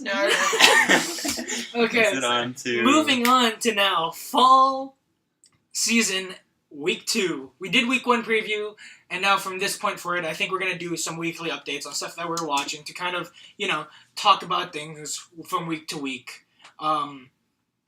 So, what do you guys... I don't really have a list for this, but basically, what do you guys remember from this week? Let's start with Monster Under the Anime. That was pretty good. Okay, so the that first was one highly is... enjoyable. Utaramono, that's a huge, first episode was, it's okay. It's looking Second episode made it immediately look better. Yeah, it was the setting just got better. Instead of walking around fixing things, it was cool to see them actually go out and literally they join a caravan exactly like you do in Monster Hunter. You have the main leader dude who's telling you what to do. But this They fight a monster. It's They like throw Mon- the flash bombs. They throw the flash bombs. They gotta fight the little monsters, and then the big one shows up, and it has a name that's the same as the little monsters, but just different. Yeah, and I was talking. He's like, dude, you gotta watch the second episode because last time we were talking, he's like, I don't know if I'm gonna watch that second episode, maybe or maybe not. Yeah. And I told you, I looked at you, dude. This anime, it's a caravan anime, and you literally, your ears just perked up, man, I gotta okay, this now is I'm gonna interested. be pretty cool. And then we watched it, and you're like, this is different. Yeah, it's looking pretty nice. I'm excited to see how it goes from here. Yeah. We'll see. Hopefully, it stays on this level of awesomeness. Of just, I want it to continue being like a caravan story. Yeah. Of just, they're Them going constantly places. moving, and then Going to different cities. I feel like they're gonna move out of the snowy place. and then an overarching, because they're heading to the capital next episode. Yeah. Oh, are they? That's what Oh. it says, to the capital. And I can't wait for the overarching story to Start kick up. in. Yeah, just to see where it's going. Then we all watch Singular Impact, dude. One Punch Man. One Punch. Oh wait, no. I need to talk about Heavy Object first. Oh, yeah, that was on okay. the same day. Okay. No, a Heavy Object was the day before, so we kind of No, skipped that. Whatever. Okay. As I was saying before, the other day I said that Heavy Object was created before Index, and that is completely untrue. So I apologize for that. And for This is for yourself, though. This is more for me than for anything else. Nobody else cares. But I feel pretty bad about myself that I messed up something So- Index related, So you're, my personal favorite universe. you're doing this live. So yeah, I'm doing this to But yeah, I mean, somehow you redeem didn't watch myself. it because you went to places, but me and you watched the second episode. Significantly better than that first episode, Yeah, too. I think it was definitely better than the first one. You can tell it's written by the dude who writes Index. His style shows through. And I mean, I've read Railgun, and so it's just it doesn't show as much in Railgun. Oh no, there's moments. There's moments, but Railgun's very much evolved, whereas Index has not evolved as far. Because Railgun, he's already developed the characters, and then he's developing them further in Railgun. Whereas in Index, he's just throwing in characters. And, like, all his main characters in that have eventually get, like, really good motives, and they're really good characters. But a ton of his side characters that he just throws in there for a bit are absolutely terrible. Like, their backstories suck. I'm not going to go too far into that. But, yeah, I mean, this is, again, another case of that second episode significantly better than that first episode. Just, yeah. I want to watch more. I enjoyed it. As much as it has its problems, I'm really excited to see more. And now we could go to Singularly Impact Man. Yeah. One Punch Man. I feel weird, but whenever like we showed this to friends, they liked it. It was weird, but I never saw people laughing out loud. Which is interesting for me, because One Punch was one of like the funniest series I've ever read. And when I saw the scenes that they did, I thought they did them very well. All three of us. We were laughing so hard. We were, but that's because we were just getting the references. No, because we were excited to see them animated, and then like the people we were showing so to if you were like just the manga. Definitely keep going with this. I would say definitely keep going with the anime as well, but I can kind of tell like that some people aren't going to find this like as funny. They might just watch it for the action. I love it. All. Yeah, I mean, I love it when like Genos came in. That was so super sick. I was really excited to see Genos. Yeah. I was super excited to see the monkey man and the his monologue scene was well done. Yeah. Oh man, I did not know about Genos' backstory. Now I know about Genos' backstory. Dude, I took the time to read that. Yeah, exactly. So I read that in the manga actually. Yeah, I read it in the manga too. Again, One Punch Man, still great. It's great. It's great. Can't wait to see more. I have a singular problem with that episode of One Punch Man. Out of the entire thing, they did one thing that I didn't like. What is? Well, I guess two things. Okay, what are they? The initial thing where he doesn't have the inner monologue. Yeah, we were when talking he's about that. trying to swat the mosquito. I destroy everything in one hit, and then he can't. I think it would have been helpful to see. Mm-hmm. And then the way they did the underground face, like when he goes after the mole dude. I like the manga panel better. Yo, again, because the difference was his face just being right there, like his face popping up, or him coming out of the side of the tunnel, and he's like, "Found you." I wish they would have done it the way with the manga, but besides those two small details, One Punch Man, it was still amazing. excellent. We could it's rave. practically going panel for panel here. We could rave. It looks good. There's nothing bad to say about. They even added a few jokes, which was cool. Yeah, they did a good job. Yeah, like the part where he loses all his clothes and then the part where he's shaking the dirt out of his belt buckle. Yeah, okay. Then continuing on the Sunday of Best, we all watched Gundam. That second episode. We get to watch Guts and a robot. It was fun. Yeah, Guts fighting a robot. That's was always also great. Fun. I think, again, for our, we got you. You got me to watch Gundam. And now you're interested. I'm definitely interested in this. I still have a problem with the Super Gundam mech. But besides that... Again, I have to always say, Square mechs, best mechs. The Square mechs are great. I just don't understand why it has to have that paint job. Like everything, it's a standard paint job. Yeah, I think it's because I don't watch Gundam stuff, but it just seemed like everything else is painted extremely differently in that show. And this one mech that seems like it's supposed to be like the standout, an older standout sort of mech that's been like sitting around for a while. Looks new. It's got this like flashy paint job. It's like why? But it's a classic paint job. That's what every Gundam used to be painted like. No, dude, literally. If the series is going chronologically forward, then that could be an older model. I mean, these all separate in different universes, but yes.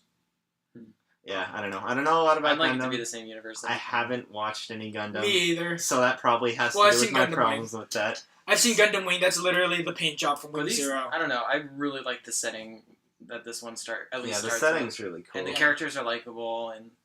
They're kids. I'm actually excited to see where the next episode goes. It's let's fuck these guys up who are constantly getting everyone is their enemy. It's great. They're just trying to make their lives better. Right? Yeah, I know. It's like, hey, why'd you distract us from that? Why'd you bring all the enemies towards us? It's like, I was trying to survive. It was a ploy. Yeah, I mean, continuing on that again from Sunday, we went. No. What he said is what? I don't know what you're talking about. You guys were hurt doing that pincer attack, remember? Yeah. Great little joke moment there. Best. I mean, we've been talking about the second episode's been improving. I mean, for me, the next one, Comet Lucifer, that second episode kind of was not as great as the first episode, in getting me kind of excited. So I don't know. For me, the Comet Lucifer one kind of dropped off a bit. Yeah, I'm not as excited for Comet Lucifer as I was for sure. The new little worm character Turning that turns into into a a mech. mech is very. It's just like a weird little character. I don't know. We'll see. I wasn't that excited to begin with. He seems like a strange mascot character to have. Yeah, turn into a mech. So it's not quite as good as. I didn't enjoy it as much as I enjoyed the first episode. Speaking of other animes on the fence, Concrete Revolution. Not for us, but for a lot of people, I've actually heard like they don't like the show as much.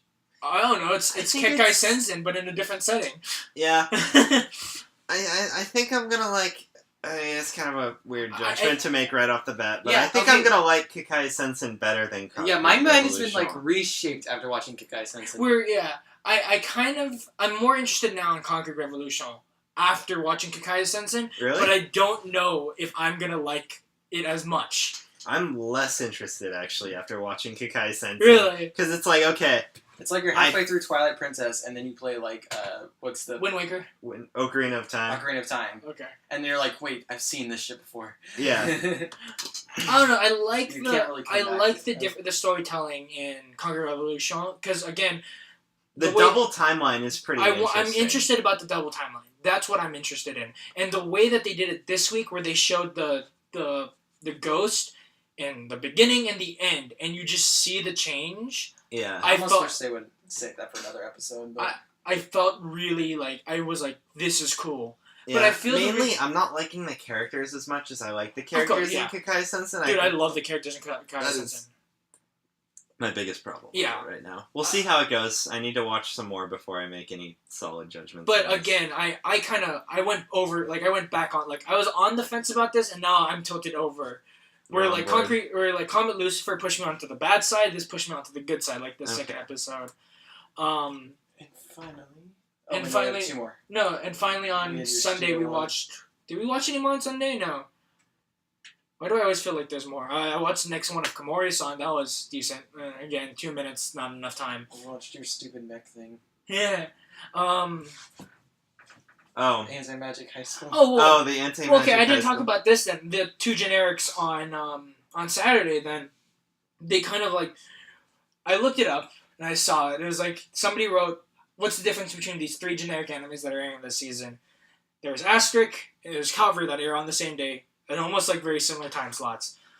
And Asterisk, I heard, is straight up harem, but it's about tactics. With Calvary, it's about the romance. And you go into Between your brother and his sister. and you go into Calvary, and then it just starts doing harem tropes, and then everyone's going wait, give it a couple more episodes. I was like, okay, I'm laughing, but I don't know. Asterisk got me a little bit more impressed this week with the fights. Where in Asterisk, there's a part where a tiny Kundera girl just takes out the gigantic gun and just blows up a fountain, and I'm just like, this is awesome. Alright. Not my thing, but whatever. Yeah, I've stopped watching both I of thought those. the crazy anti-incest joke was kind of hilarious, honestly. In Calvary, Yeah. yeah, I kind of describing it to you She's guys. not really. She's not like your non-sister, your half-sister, right? No, she's my full 100% blooded sister. First scene right off the bat, boom, make out. Oh my god, where are you going with this? I wasn't actually talking about sleeping together, but if you want. I mean, we can try it. Oh, and then Fu was the teacher. Oh my god. Oh, the teacher was great. I'm not feeling sick at all. Just blood everywhere. I mean, I only showed you guys those bits, but there was a little bit at the end where I was like, okay, I'm okay with fan service, I'm okay with, but that went a little too far. And speaking of too far, I watched Valkyrie Drive that same night. That went too far. 5 minutes in, I left. I was like, So, this is an anime that we couldn't talk about last week that's because including it aired the intro and everything. It aired after the preview, but Valkyrie Drive is you take Soul Eater and you combine it with straight up eki hentai porn. Boom. Into it, That was girls the get worst thing turned I saw in a on, long girls time. get turned on and turn into weapons. That's the plot, and I went, this is too much.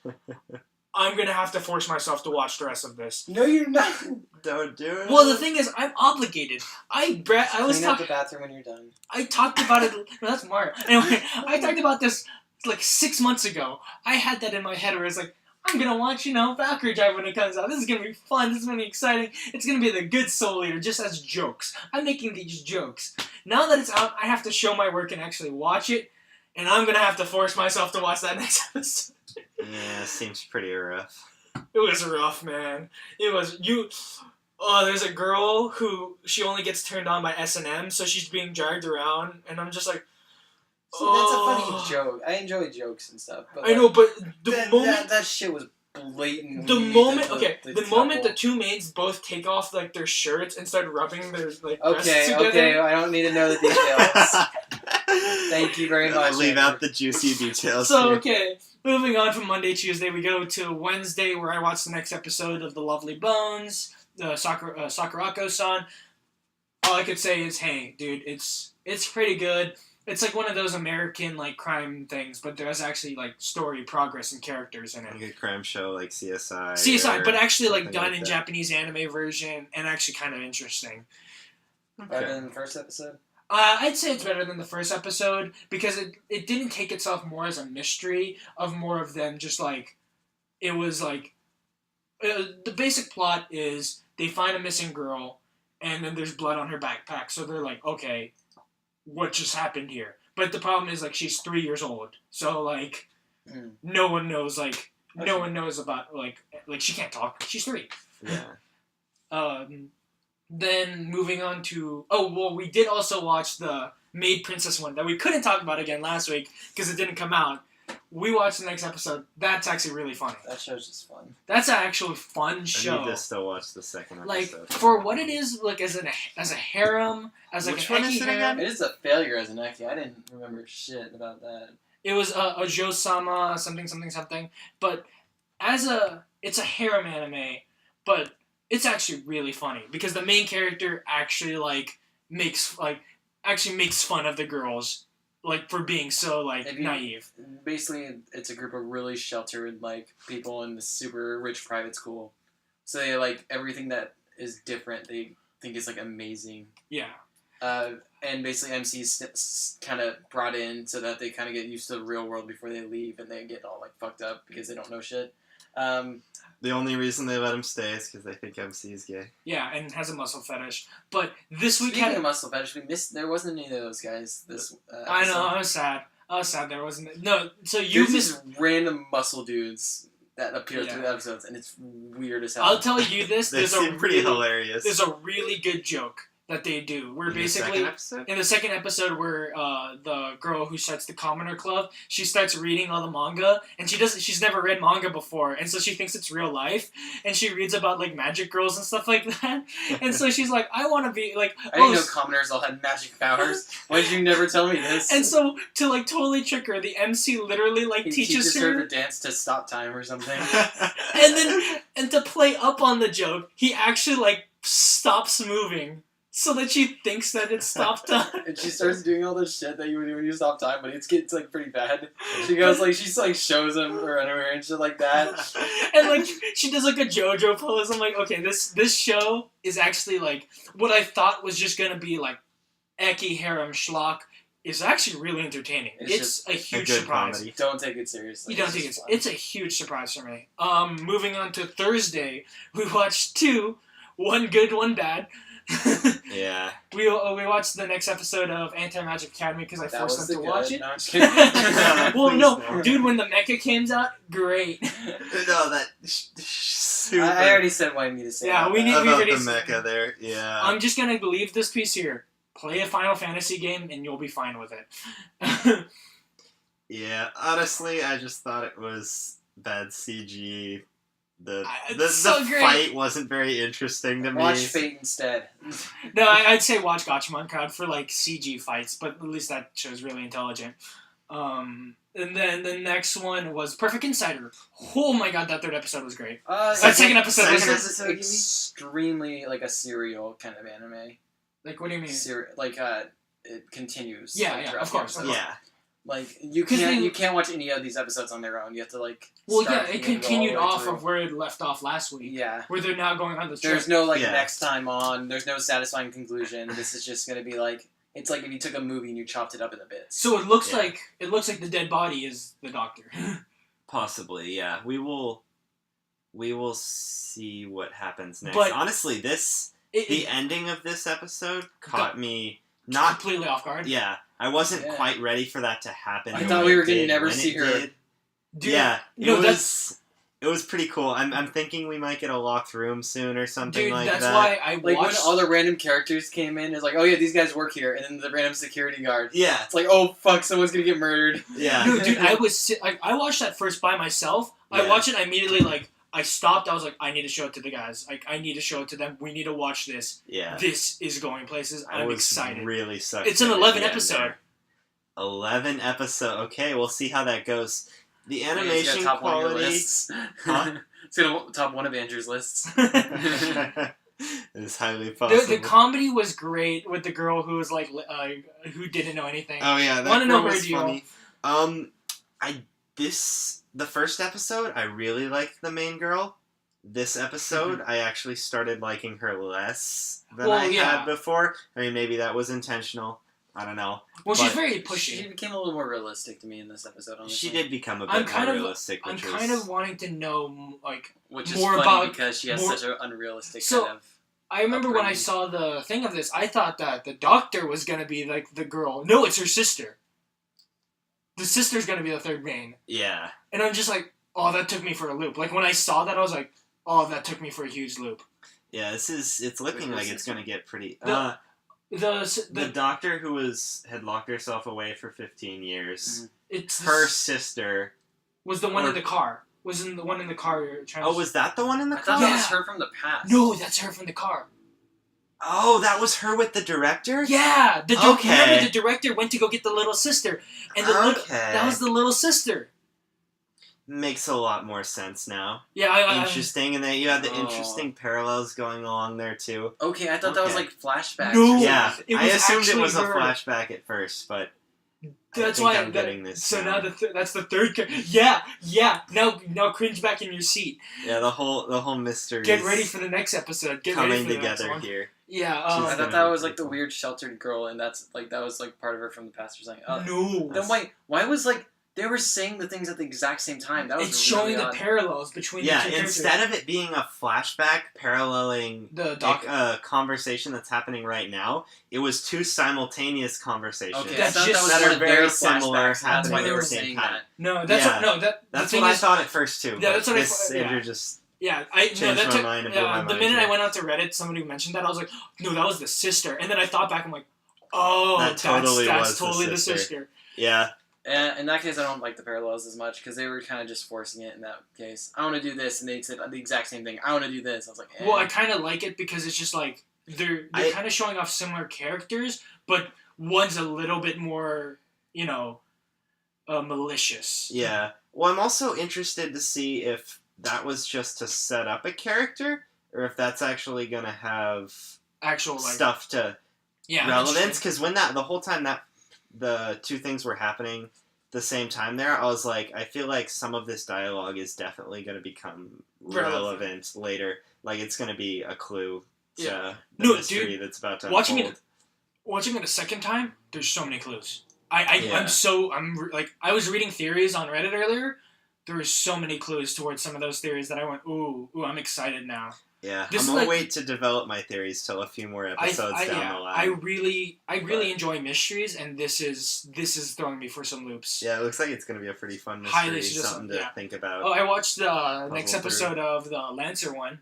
That one, I don't know, man. That I don't know what that anime is. I literally sat there going, I don't know what this anime is, dude. There's like a little 7, 8, 9-year-old with 2 guns shooting up the place. Like, what? There's like they have a.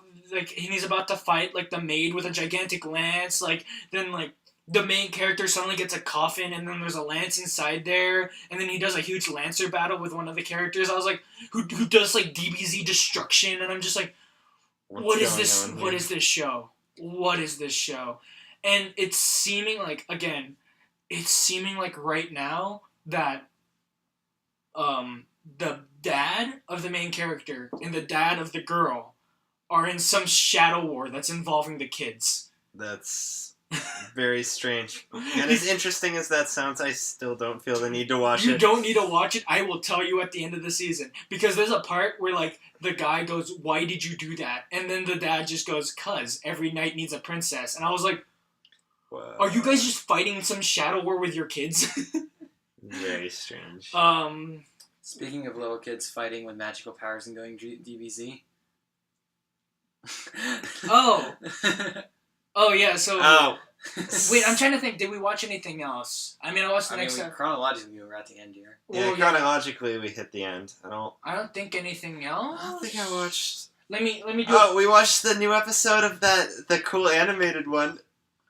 You guys keep messing me on that one.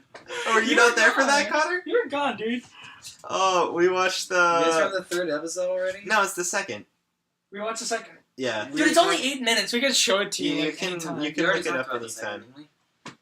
What? Huh? We already talked about that, I think. No, No. Kagawani? Yeah, the one about with the weird cutouts and the guy. Yeah, you who- said it's a reread of the first episode. He No, I was talking like about follow tomorrow. up on the first episode. No, he Oh. was talking about the 2-minute short, not the.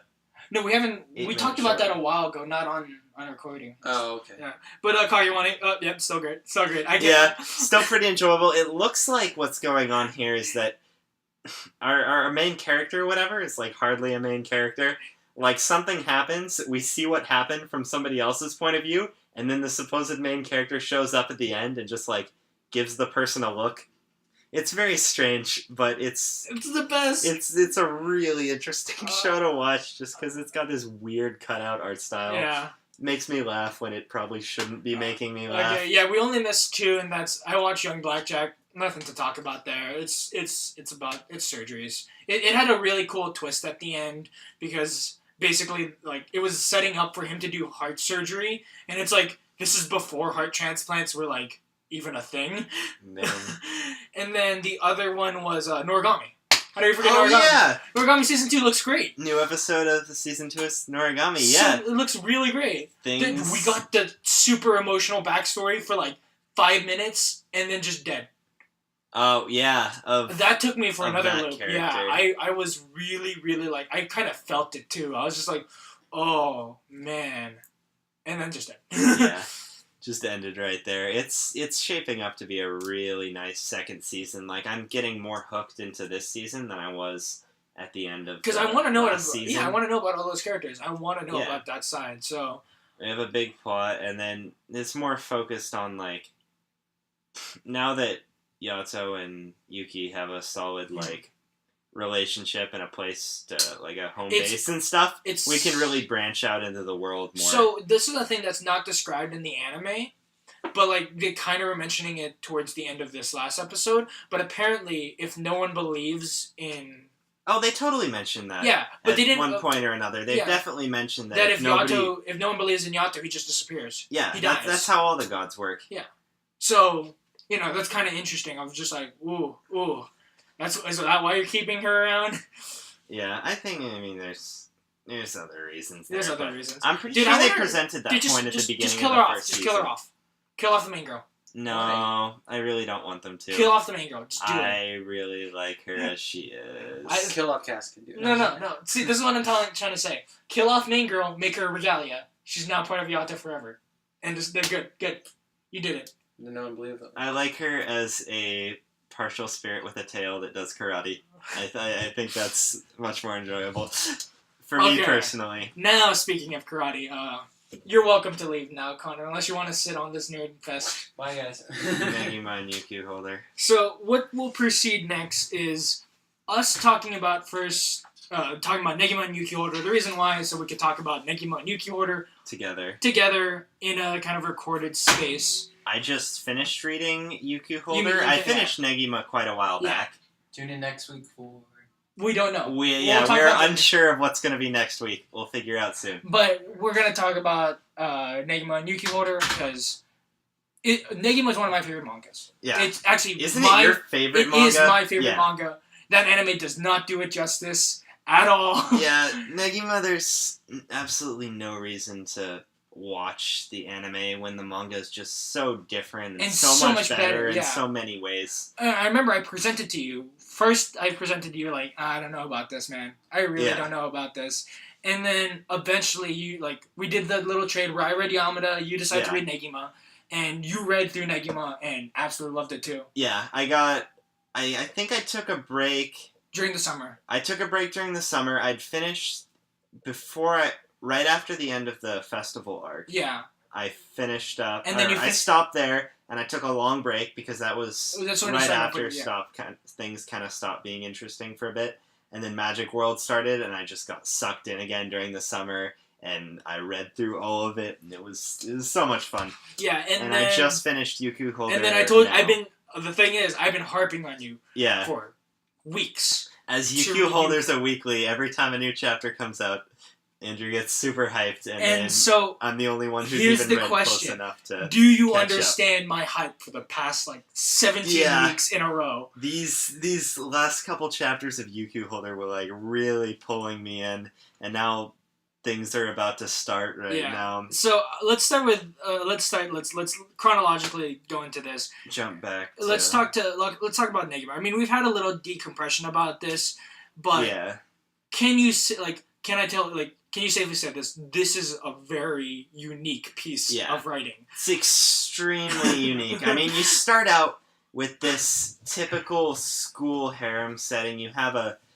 teacher who's younger than the students, and he has a class in a full girls' school. And at least at that section. And then the twist is that he's a magician, and then it starts off with all these harem eki. It's basically in the beginning just feels like a fan servicey harem. Love Hina, very Love Hina-esque. If you don't know, it's written by the same person who did Ken Akamatsu, who also did Love Hina. So it's like if you read Love Hina and then you go into Negima, it's like he wrote Negima right off the heels of finishing Love Hina. Yeah. And it starts out this way, and it sticks for a good 70 chapters or so, I believe. But if you actually look into the background about it, apparently he wanted to write a battle manga. But his publishers are like, you really did well on Love Hina. So, why do you want to do a different genre? Just do the same genre again. And so he goes, okay, I'll do it. But in the back of his head, I'm like, no, I'm going to do what I want to do. And write a battle manga. And so what starts out as this, harem, fan-servicey sort of setup slowly starts to evolve its way into being a really interesting and unique sort of shonen-y battle manga. Yeah, and you hit festival, and it goes from that change from eki harem romance to battle eki harem. Yeah. And just it just goes places where I've described this as Berserk-esque at some moments. Only in very small ways. In very small ways. Not it's Berserk, but it feels nothing like Berserk, but there's moments where you kind of go. There's some inspiration from Mora in here somewhere, where where you have the demons attacking that massive demon army. You have Fate, this guy with white hair fighting Negi, and the tension between the two of them, and you get this. You see this kind of progression of also the character as you start off as he doesn't know anything. Yeah. Starts building him up in Festival as it does the turn. It does the greatest thing that I've ever seen in a Festival arc with that whole It just builds itself bigger and bigger and bigger. Because I have to say, Festival arc is one of the best arcs I've ever read. As it does time travel as it's looping backwards. It does the tournament as he's fighting in the tournament. It does the huge war between robots and mages. Yeah, there's a lot of festival arcs out there for a lot of different manga and anime and light novels, and it's been done in a lot of different ways. And from everything I've read and watched and seen, nothing's done it quite like this. Negima's extremely unique. And then you in the way end with with the hypest fight with using time travel on that blimp. Yeah. And setting up so many plot points that you don't realize until later on. Way later. That moment where Chao is using Magic Arabia. Yeah. And you go, what is this? Going on here? You fast forward, and it's because, she's a descendant. So obviously she would have Magic Arabia. Of course. Then you move into Magic World as you start building this amazing world with backstory. Yeah. And you do the Digimon where all the characters... Yeah, exactly. This is my favorite part of the whole series of Negima, at least Negima specifically. We'll see how UQ Holder goes. I bet you something will top this. Something might have already sort of topped this. I haven't quite thought through that yet. My favorite... I have some thoughts, yeah. But my favorite part of Negima is just the like, tougher members of the class, plus a few who happen to sneak in, all get pushed into Magic World. And they go there because they're looking for Negi's dad. And the thing is, as soon as they get there... Immediately plot starts. Yeah, plot starts, and it does something that I've seen happen in Digimon before. And it was one of my favorite plot points, and I feel like, as much as it seems like it actually happens a lot, it doesn't happen as much. It doesn't happen that much, where basically the gate that they came through is destroyed, and all of the characters are scattered throughout the entire Magic World. And they spend the next, 50, 60 chapters trying to get everyone back together. And you have little bits following all these different characters as they try to meet up and survive and get together. And when you finally get to them all together, it's the culmination of everyone back together. Exactly. With them doing the coolest, final arc. After rereading it a second time, First time I read it, again, I've expressed this. That ending left me salty because there were so many plot points set up. But then, I discovered the stuff about how he was trying to keep his copyright and stuff like that, not get cheated out of money because publishers are evil. He's had a lot of problems. He's had a lot of publishers, animation studios, a lot of things. Yeah, his work should be read as his original works and don't do any supplementary stuff. Oh, Negima Neo. Anyway. Yeah, ignore Negima Neo. Don't watch Negima. Just read it. Get through the first 70 chapters and you'll start to understand where this is going. And then you get to, when I read that second time, I'm like, no, this is very final arc-like. Yeah. Where the moment where they literally go, yo, Negi, only, 36 other people could probably hold a candle up to you. Yeah. Exactly. Because he's so strong. He's extremely powerful. You get to that culmination of that huge fight with Fate and just everything in the Magic World riding on this moment. And then you include the school back with it. And then you bring back the war from Festival Arc. Yeah. And you bring it to a higher scale. And it all just comes together in this one point, which is great. And the thing that should be known about this, I read this way later after it finished, but apparently, was it 3 chapters before? 5 chapters. 5 chapters before the manga ended, they announced it was going to end. And it was a weekly at that point, right? Yeah, so literally I heard 5 chapters left in Negima, and I go, what? Okay, how are you going to end this? Yeah, how are you going to end this? And they kind of do a nice ending. After rereading this, I actually go, that's actually a pretty decent ending. And me reading it all at once, together, from start to finish, all the way through, especially knowing it was going to end when it was going to end, because you only have so many chapters left, it felt very complete, and it worked for me, but apparently he had to wrap it up within 5 episodes. Well, because you see you see the Magic World arc, and there's a lot of setup. There's a lot of setup that they just drew up. And I'm really, and again, we're going to talk about this, he's picking up He's slowly picking up piece by piece everything he's left behind. And I read this weekly, a little bit. I think it's when he was first getting Magia Arabia, when when Rakan's training, which Rakan biggest G in the entire game. Jack Rakan's pretty great. I had a reference to that recently, which was it was a weird reference actually. We'll talk about that when we get there. No, because I'll mention that in Negima, Jack Rakan goes, I fought a lightning spirit before. So when you go back to that, it's a reference back to Jack Rakan saying, I fought a lightning spirit, because it's the same person. Yeah.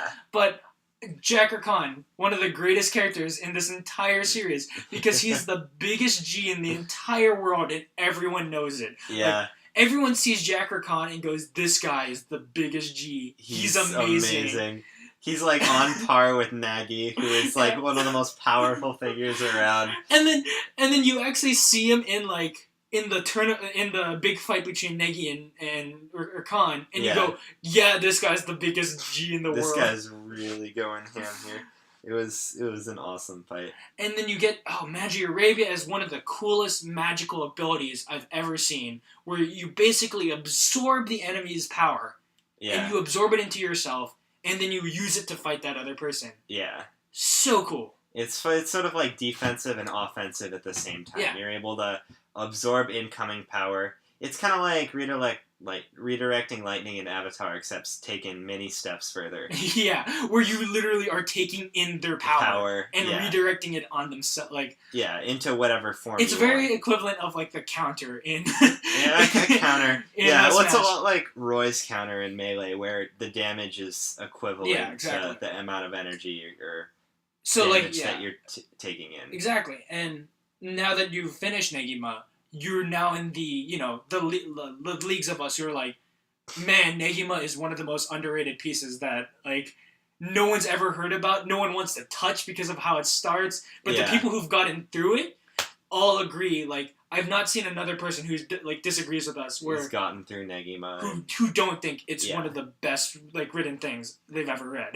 Negima's pretty great. It's just super fun the whole way through. It's The got character, a huge cast of characters. you get Most 32 of them are characters. really interesting. Yeah, and each one are unique. Yeah. Like, each one has their unique personalities and their own thing. And they all have their own stories going on. yeah.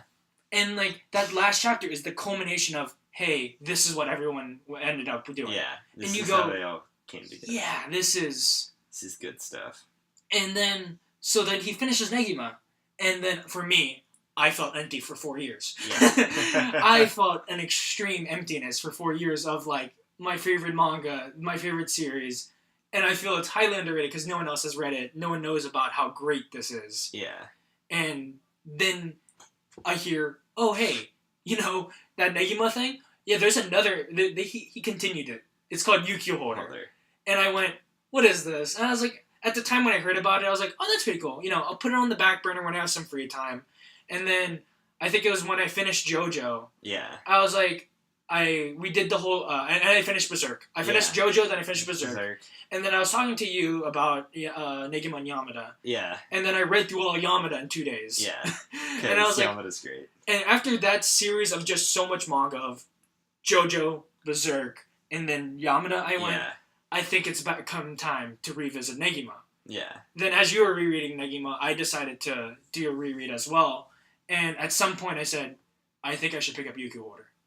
And that's where it leads us to now. Where we're both... We've both caught up on yeah. UQ Holder. I just finished. And Andrew has been caught up for it's quite a while now. And so UQ Holder is you take you caught Negima, up back around chapter 70 or so, right? Yeah. Around 79 I think. 79. Back when right when he meets what's her name? Dana. Okay. Yeah, I that's when I caught up when he first meets Dana. Okay. But basically UQ Holder is if you think that Love Hina was Negima was right off the heels of Love Hina, UQ Holder is literally picking up and leaving off and like continuing where he left off with Negima. Yeah. And it's just a again, we were talking about this already. It starts off as it's its own separate. It feels thing like its own unique thing. in we its have own world. One reoccurring character.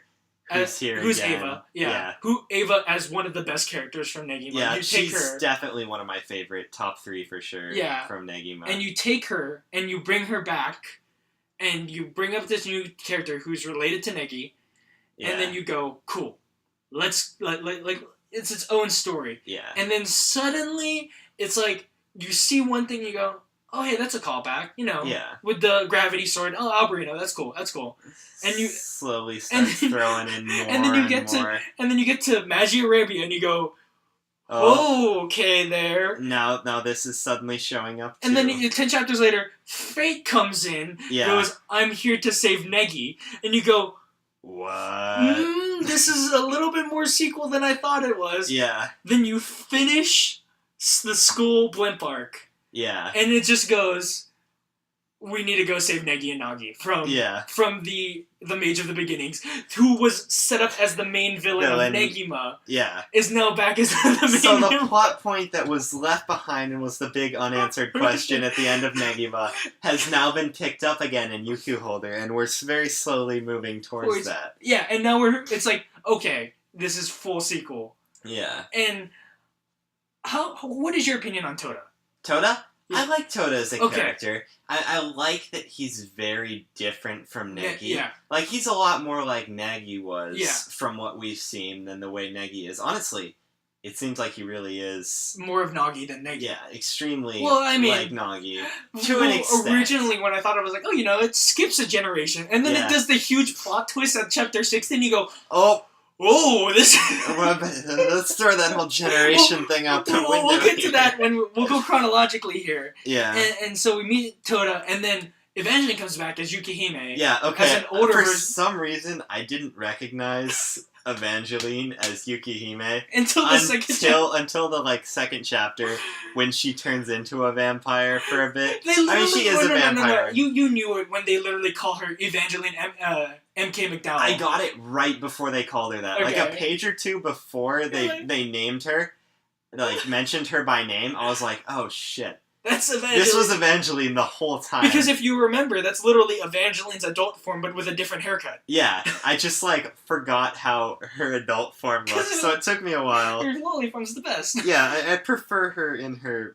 Which we'll get to that. We'll get to that form. again. Yeah. And then we have again her coming back as a character from Negima was fantastic.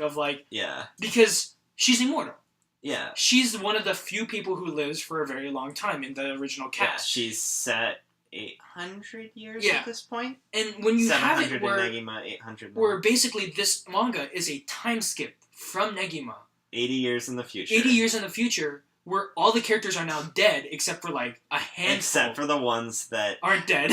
aren't dead because of assorted reasons. Assorted reasons that we'll come to as we get chronologically to them. And it just shows I remember, again, coming off the heels of rereading Negima, having Negima in my heart as all those years ago, and coming back to my love for the series, and then opening it up, first 2 pages, tears in my eyes. I was crying, because literally it was all your friends that you had in Negima are now all dead. They're just all straight They're dead. all gone at this point. Rip, rest in peace, all of them are mostly dead. So many of them were probably not going to get to see, unfortunately. Yeah, except in probably flashbacks and videos, which again, that was one of the greatest videos that you've ever seen. Yeah, dude. It's fun.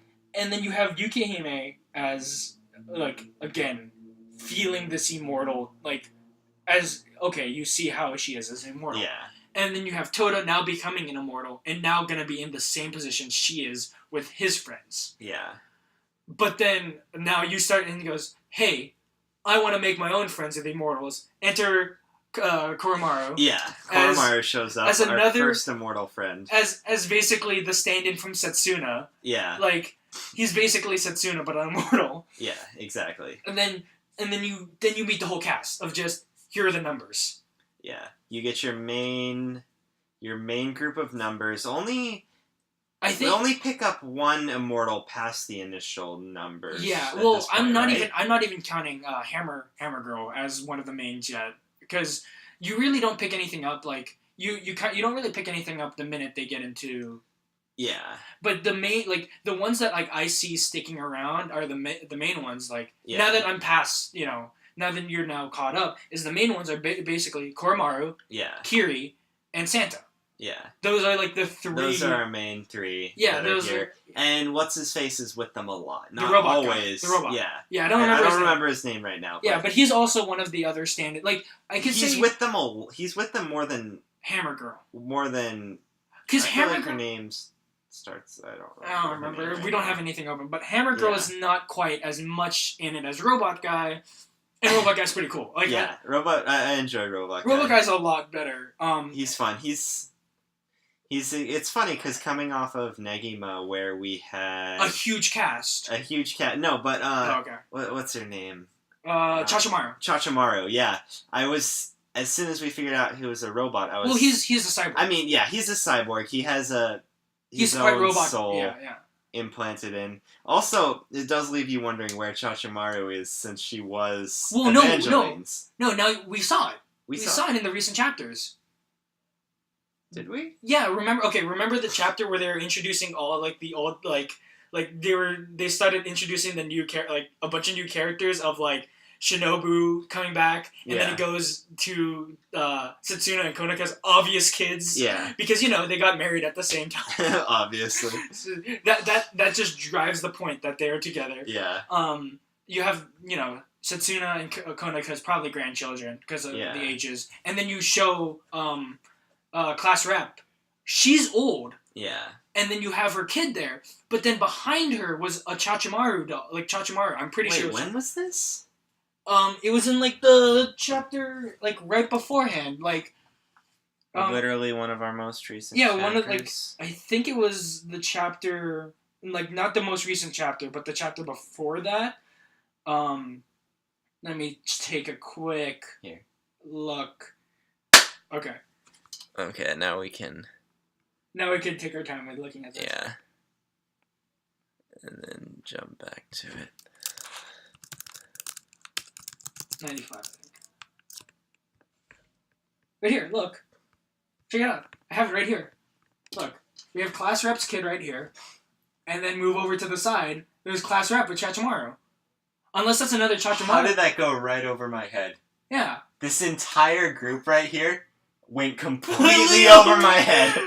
I don't know how I missed that. Yeah. I'm gonna keep that all. Keep that all there. But yeah. And so now we've seen now, okay, a collection of Evangeline's still there. Yeah. We saw Mana, which is like Yeah. that Fate. I was not expecting to see Mana. You did out of all of the characters to like show up goosebumps. again. Goosebumps. Like I was just like, okay, this is very sudden. Like a lot of the other characters, like even if it is sudden, it's been like hinted at before. I like that moment where Toda is practicing exactly where Negi used to practice. and Mana goes, "Yo, this is some flashback." Yeah, she's like, I have an inkling of who you are, and then he goes, Mana's like basically the stand-in principal of the academy, and she's like, yeah, great, just chilling here. fantastic, because since it's set in 80 years after, yeah, but it's 20 years before the dawn of the new century, meaning she doesn't go off into war for another 20 years. Yeah, so for now she's the stand-in here,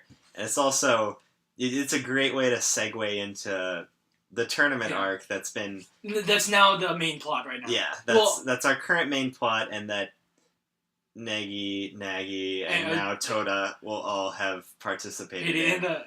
I like the part where, again, we get that. I'm going back again. The slums arc's cool, and that's when I started realizing, as Negima focuses heavily on the magic. Yeah.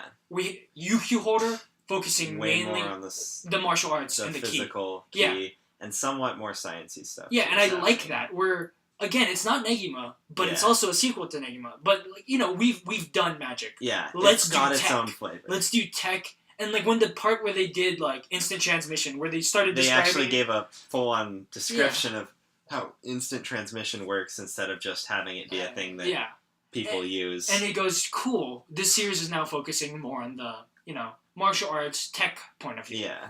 And then we move forward from the slums to the station arc, where straight up Fate is just fighting them. Yeah, they literally have to fight Fate, and somehow and that was such a cool fight, because it was like they're like, yo, that first time we fought him, not good. We need to figure out a different way to fight him. This is the first time we get to use what's her face? Kiri's save mechanic. I'm telling you, I need to see a family tree. Yeah, she totally looks like she's related to Chisame. Doesn't she act and feel exactly like she's basically this version of what's her name again? Chisame, yeah. Yeah. As she UQ seems Holder, like she's descended from her. As if like we don't actually have if proof, Koromaru is like the combination of Kotaru and Setsuna, you have her as basically the equivalent of Chisame, and I'm not entirely sure what Santa is at the moment. Yeah, Santa's his own character at this point. I'm really liking him too. No, okay. He's so much fun. I love Santa, because the thing is, at first I didn't really like Santa, and then I started liking Santa. Dude, the group really needs his character there the way it is right now. Like, he's the most relaxed out of all of them, I guess. Yeah. Because Koromaru gets pretty, like, I love the riled up easily. I love the moment where they're like, hey, you're looking at him as like you're like a person in love. Yeah. You need like if you're his friend, look towards the future, not look forward. him. Yeah. And I was like, that's such a great line. Like I was like, this is an amazing line. And then and I was like, this is how I was like, that's kind of the moment I knew, was like, this is picking up exactly where you left off. And you move forward to the moment where like, you see Fate has basically taken the Alba Yeah. and, like, has made it his own... His own organization. His own now. organization. And you have Demon Girl from Negima, and you go, what's she doing there? Yeah, the girl who has the sword from... Is she the one that has the sword from Lupina? Yeah, no, that's Setsuna has the... I thought Setsuna was trained, but I thought she had the sword. I could think be so. wrong. I could be wrong, too. I'll have to look And it then up you have at some all point, of his group, and you go, who are these guys? I can't wait to see them. Like, the Yeah. equivalents of Griffith with all of his men. I want to see who all these guys are. But we're not going to get them for a while. And then you have, like, you know, the robot guy. Why does he have Chachimaru's, like, artifact? Yeah. And you go... That dude has... he has our Chachimaru's... robot immortal friend He has Chachimaru's artifact. Yeah, exactly. And then that kind of shows that Chachimaru's still alive. Yeah. Because the artifact is still there. Still there and operating. Yeah, exactly. And then you move from there where you go, okay, now this is moving closer. Then you go to the actual school of Negima. Yeah. And what is it better of telling, no, this is a direct sequel, than doing it at the school? Exactly. And we needed to come back to Mahora. You have its own little simple arc of, you know, Toda and his friends fighting off this ghost. And you add Santa into the mix, and I remember reading the comments of, like, Santa's becoming a great main character, like, even surpassing Toda at this point. Yeah, Santa's just really enjoyable. He's a ghost, but, like, he has a physical has a physical form, yeah. And he's like, his immortality is pretty interesting too. Like, they all have their own flavor of immortality. Yeah, because I remember talking about, it's like, basically UQ holders, everyone has their different like, immortality, where Toda's vampire / clone. Yeah. Clone. Exactly. You have Koromaru, who's basically part demon. He's part demon, and then he was experimented on with immortality stuff. Kiri is the one who's, I'm not entirely sure of immortality. It's more like, hers is the most fragile. Yeah, hers is definitely the most fragile. Santa's is... I can't figure out how fragile Santa's is. Because he could totally move on at any moment. If he passes on and goes full on into the afterlife, he's dead, basically. He's not coming back. Like, he's dead right now. Yeah. But he's still... Robot guy, he's also as fragile. It's like, if you kill him, he's dead. Yeah, where do you think his consciousness is stored, though? That is true. He's switched into a different body at some point. That is true. So I'm assuming he has some sort of, like, chip or something. That is, as long as that's intact... It's same as Chachimaru, his consciousness can be... refitted. Then there's the other guys where you have the samurai guy who ate the mermaid skin, so his is like, he's undying, but he could be hurt and killed. Yeah. You have the guy who, it's shown in the little bits early on, so it's not really explicitly stated, where you have the guy who basically has, like, lives. Yeah. And I think that's really cool, and I wish he was Which one is the one that has lives? He's the second, like... Is he the bartender? The bartender guy, yeah, with the glasses. Yeah, okay. And has all the weapons. Yeah. He's the guy with all the lives. Okay. And I think that's really cool. And that's interesting. And each had their own brand of immortality, and Santa is such a cool character. And I kept describing the school arc as the blimp. Because the most notable part is where you go back to that blimp. You go back from the festival where they had that blimp. And the blimp's still running after all these years. It's pretty... And then you have the huge fight scene on top of the blimp. Yeah. Where things really do go as berserk, I think, as they're gonna go here. Yeah, just where, like, everyone's dying left and right. People are turning into zombies. People are just, like, straight up, like, dying. Where, like... And then you have, like... Santa and, like, him, like, doing the Negi, trying to get onto the blimp. Yeah. And, like, how everyone's helping him get onto the blimp. Make his way up there. Honestly, the whole save point aspect of Kiri's power really opens up a lot of, like, story arc possibilities. Like, that whole arc couldn't have been written how it was if Kiri without her ability, like... And I love the moments where, like, it's like, yeah, she's obviously a really overpowered, like, immortal... quote unquote. Yeah. But, like, you see how people are like fate paralyzes her, so she can't die. Then she turns into a zombie, so she's technically not dead. Yeah. She's just, like, plagued. Undead, plagued at that point. So there are lots of ways to counter her ability, plus we're unsure at this point, but if her save point is gone, does she just straight up die? Die at that point? It's not explained. Can she have a secondary super huge save point? Does she go just, like, all the way back to the beginning of her life and have to redo everything up to that point? I'm really interested to know about, like... That would be pretty And then if she just went back to the moment she was born and that's I mean, maybe crazy. not to the moment she was born, but whenever she first gained, oh my god, or whenever she first set her first save point, or something like that. If she went back to that point, that would be crazy. Really weird. Yeah. She'd have to do everything the same over again to get to the same point. Yeah, I like that moment where again you go full on sequel where it's like the Mage of the Beginnings is the villain here, and then you go right after that where you discover like no, Toda is totally a clone. Yeah, he's not even the perfect clone. He's a throwaway clone. Yeah. Exactly. He's one of the ones that are considered defective. Yeah, he's a defective because he can't use all of Negi's powers. Yeah. And you have basically the better clone. Yeah.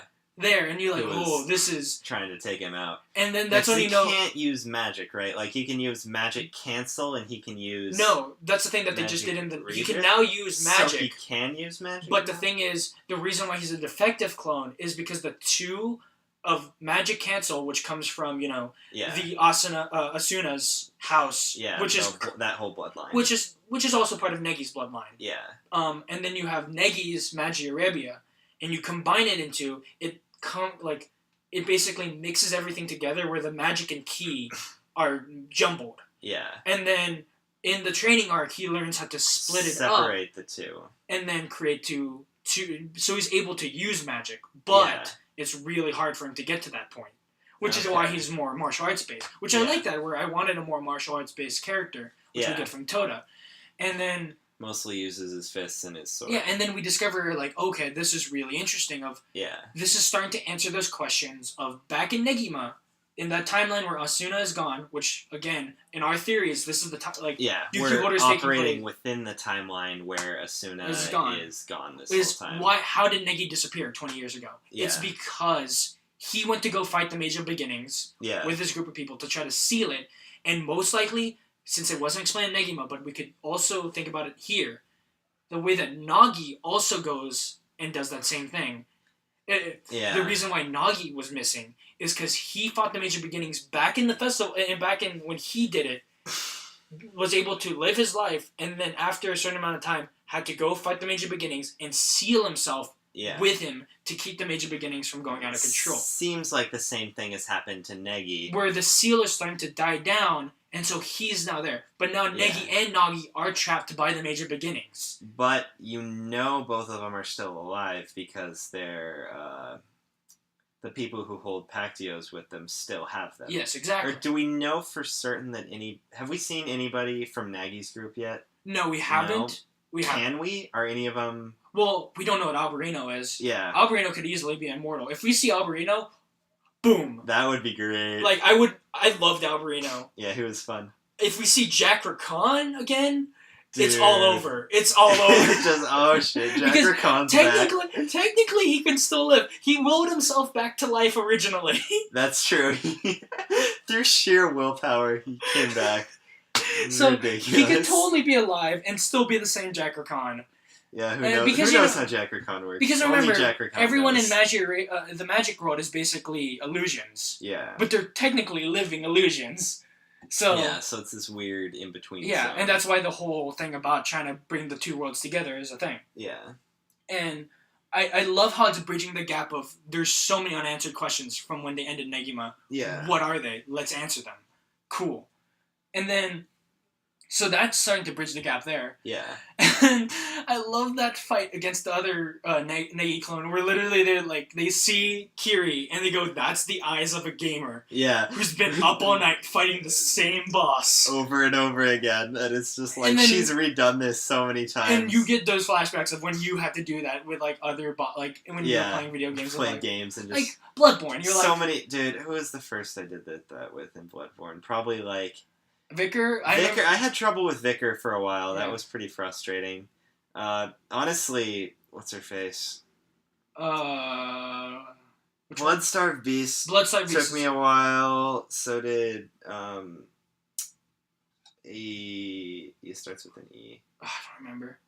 Abritas, the daughter of the cosmos. Oh yeah, that one was really rough. Yeah, and that like you get that feeling of like and that's like that's exactly over and well over if her until power you is learn that the based in that that way. Yeah.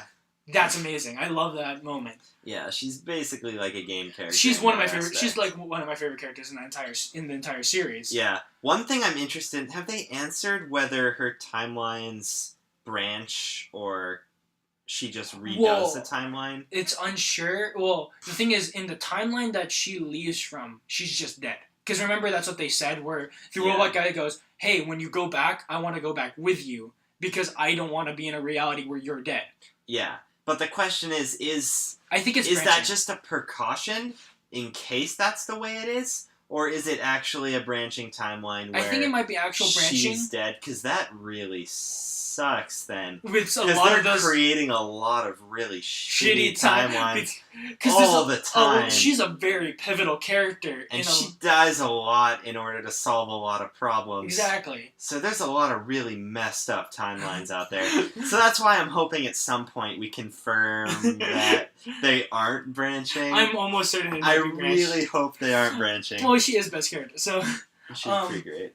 And then we move on to the arc after that, and you go, okay, what's this arc? And it goes, it's the training arc. The tournament arc, where he goes, and you go, okay, cool, he's winning the tournament. And then he actually gets to the tournament, gets whooped by all those reoccurring, like, those returning characters. Yeah, we get the people from Negima are back, and, Negi fought at some point. The skeleton guy. The big old skeleton guy from the mercenaries. And then you also have the probably descendants of the two girls who are with Fate. Yeah.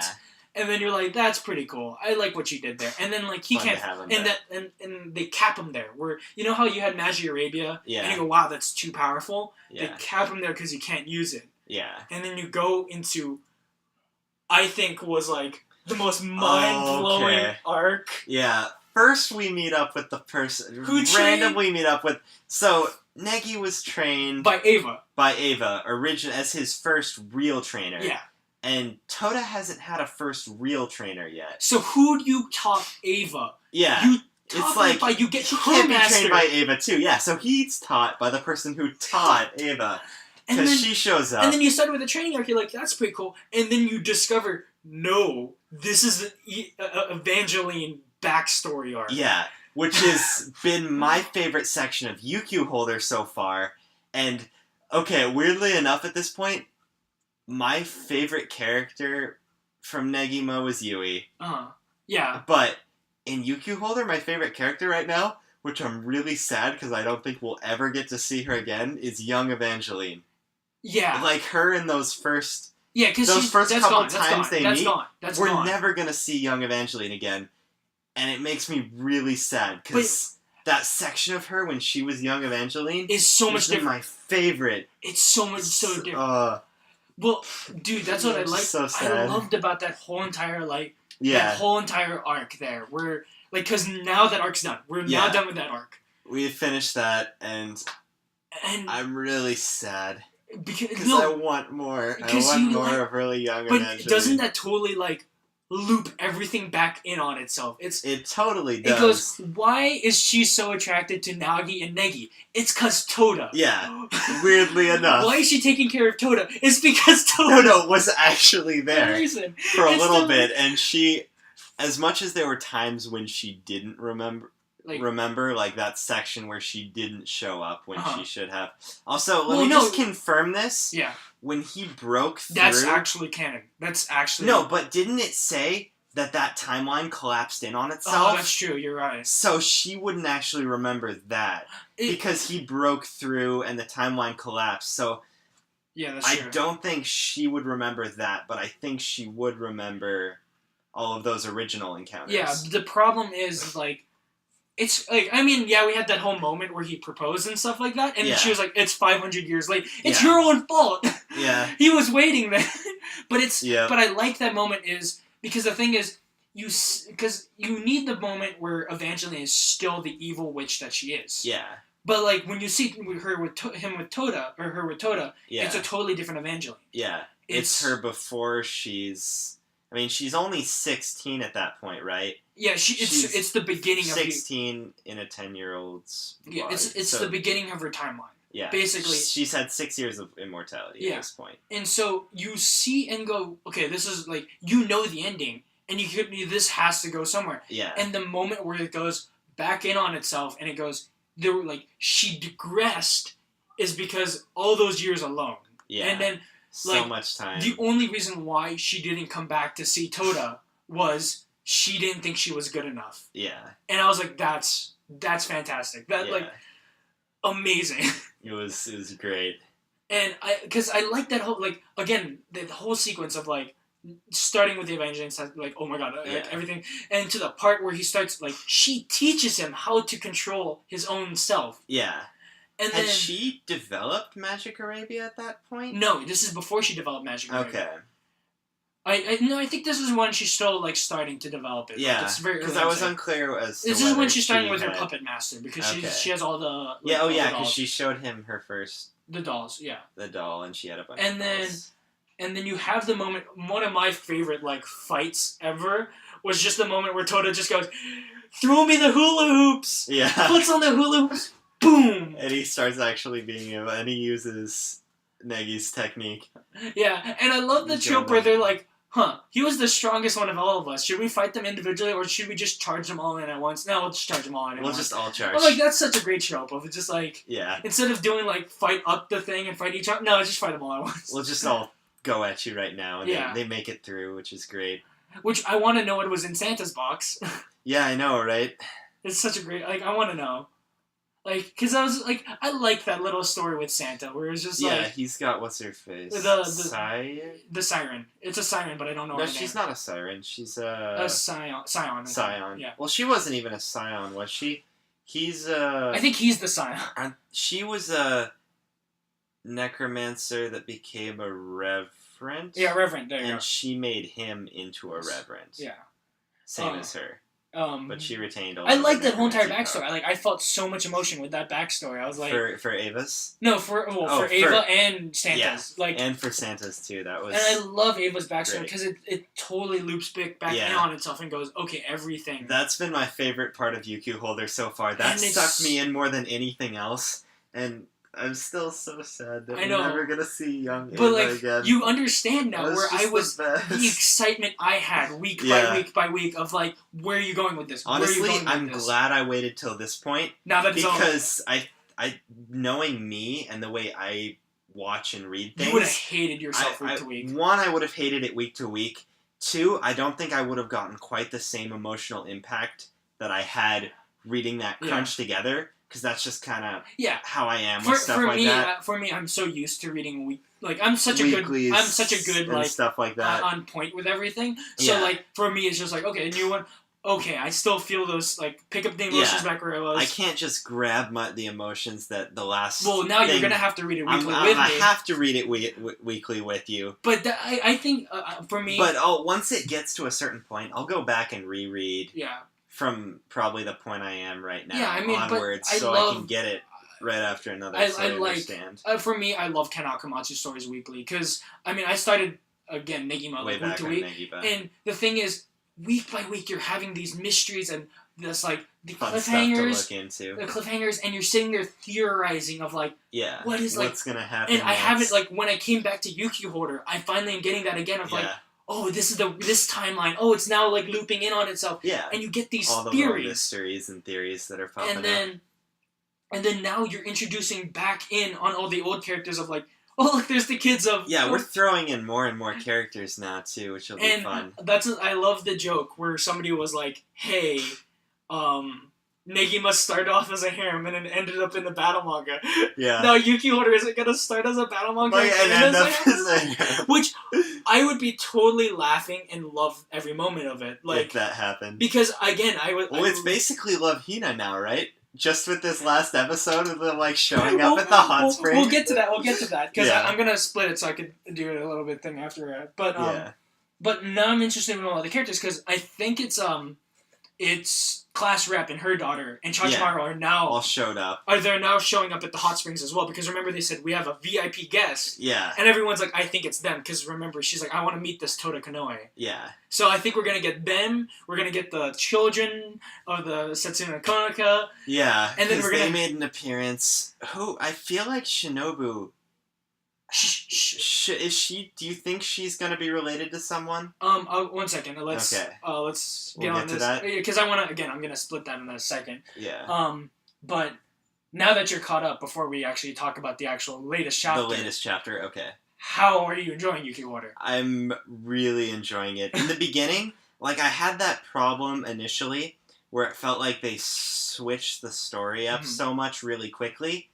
And I still feel like They did. as much as that was done and slightly an awkward transition, I completely forgive it just because of where we are now. Yeah. I'm so happy to be here and to have gotten to this point. Like it's a wild ride. It's just like, oh my god, just revelation. Yeah. Like The first thing that really hyped me up was when Mana showed up again, just because like everything else, as cool as it is and as exciting as much as I liked it, that was the first thing to just blindside me. Yeah. As a reference from Negima, I was like, shit. Well, yeah, like She just showed up. Like, I was already thinking, like, okay, this is as far as our flashback goes. We're at Mahora. He's training where Negi did. I didn't think they were going to take it any further than that. like They I said, just totally did I right like off the the bat. Fate thing was cool. Yeah. But then the minute Mana came in, and then she shows the footage of the other tournament Yeah. of Kufei and Yue Yeah. back to back Oh. fighting, just goosebumps all Wouldn't it- over my body, just like this is so great. That was one of the pictures I sent you. Like, I just saw a flashback of Yue show up again. I was like, yes. That's all you need. Like Yue is the thing back. is, because we know those two characters are most likely dead at this point. Yeah. And that's all And you even if needed. they're still alive, they're really old. That's all you needed to see of them, and you just get you get those emotions back from Yeah. Negima. Bring it all back. I am sad my favorite character from Negima is not immortal. So there's no chance of them showing up in the story. Yeah, Like, Unless Yue it- is not gonna yeah. be there. unless like somehow like one of her kids is there. Like Yeah. it's like the We might only way, get a- the only way is we get an old Yue who's like still like a detective, like as old That would as be kind of class cool. rep, and somehow using magic to prolong her life a little bit longer. Yeah. And like, or her kids, which I would say, okay, we already have sets. Like, we have a bunch of their kids. I don't want to see more of them. Yeah. But I would be a little bit down to see. Yeah. To I want to see some connection to Yue show up because I liked her so much. I want, because the thing is, like, the main we haven't characters. seen anything related to Nodoka. Nodoka yet. Yeah, either, the thing is, what I liked about it is you're filling in the gaps. Yeah. You're telling me Slowly what's but surely. happening in these past 80 years, Yeah. and it's slow. And it's gradual because again, it's its own singular story, so it's not gonna totally tell us everything. But you're giving us those little tidbits that just makes me happy. Fun hints that are nice to see. Yeah, fantastic. Just picking up where you left off. Yeah. Like the thing is, I'm excited now of where we're gonna be 100 chapters from now. Yeah, dude, that's gonna be. I can't even imagine Because where we're gonna be at that point. Because these past couple arcs is like you just redid like Festival, and you kind of just redid like a tournament arc, like the we're beginning having of a Magic tournament World. arc going on Like, here now. Where are you going next? But like Oh, they're going to space. Kiri's power totally fills the same gap, or the same. It provides the exact same thing the time travel device in As Festival. in the festival arc had. So in order to do this in a very interesting, everything in a sort of interesting sort of way, we have a power like that. So you can go, okay. But you just spent the past 100, like the first like 97, like oh no, I don't think 80s. I don't know what chapter we're on. Oh, 97. Oh shit, we're almost to 100. Oh, We're almost 100 chapters. But we're like the I first. hope he gives us something cool at 100. No, I don't know, but I bet you that's going to be the first chapter. You know how a bunch of new characters are showing they're gonna up? all come up. I think 100 is going to be when we have the biggest gathered cast of characters related to Negima that we've had yet. But Hopefully. I like that. It's like where do you go from here because you're now at where Magic World was. Yeah. Where do you go? Where do you go? Because originally when I wired Magic World again, I go, I don't see anywhere they could have went after this. Yeah. Where? And now it's like now we're gonna see it. Yeah. Now we get to go there. I mean, I don't know how many chapters it's gonna take till we hit Mage of Beginnings. It's Well, we have the probably a tournament. while. We have to fight the clone. We have to even get up to Magic World, maybe. Yeah. There's Need so to much. Make our way to Mars. Oh, again, back to Mars. Man, that Yeah. revelation where, like, I love that in It was Negima. Mars the whole time. Yeah, I love that revelation because when I was reading it week to week, I was like, that blindsided me super hard. Where I went, oh my god, everything fits in. Yeah. Chow, she says she's a Martian. Magic World, cute. It's in Yeah. Mars. Oh my god, it's amazing. Just all building off of previous. So now- which is awesome. I'm gonna. Just clap. Cool. Okay. For people listening to the full thing, this is gonna be weird, but for people listening to the other thing, Yeah. But It's fine. We're transitioning so into now, our separate chapter 97 of Negima. Yeah. This our is most recent chapter. this like the fall section. This might be another segment that's gonna continue. Is where we're gonna keep talking about manga Yeah. and for specifically UQ Holder because it's really exciting right now. Yeah. And We're both really hyped. oh, dude, this one was again. It's still doing more post stuff. Yeah. But it's now presenting things that you go, ooh, where's this? I'm excited to Where's see. this going? Because first thing you do right off the bat is like, yo, Yukihime, do you like Toda? Yeah. And she's dodging the question. She completely dodges the question. Because which is you go back interesting. off from like 500 years too late, but I don't know, like, you're immortal. Yeah. Because It's. I mean, if you live that long, obviously things are gonna be quite complicated here. yeah. But I'm interested to see how this progresses because I don't think we'll get. Also, wait. Quick thing. How many times have they brushed off who Negi ended up with? Well, in this timeline, he doesn't end up with anyone. He doesn't. Okay. Because Oh, that's true. because it's the timeline where Suna's missing. Yeah. So again, we would never know that. Yeah.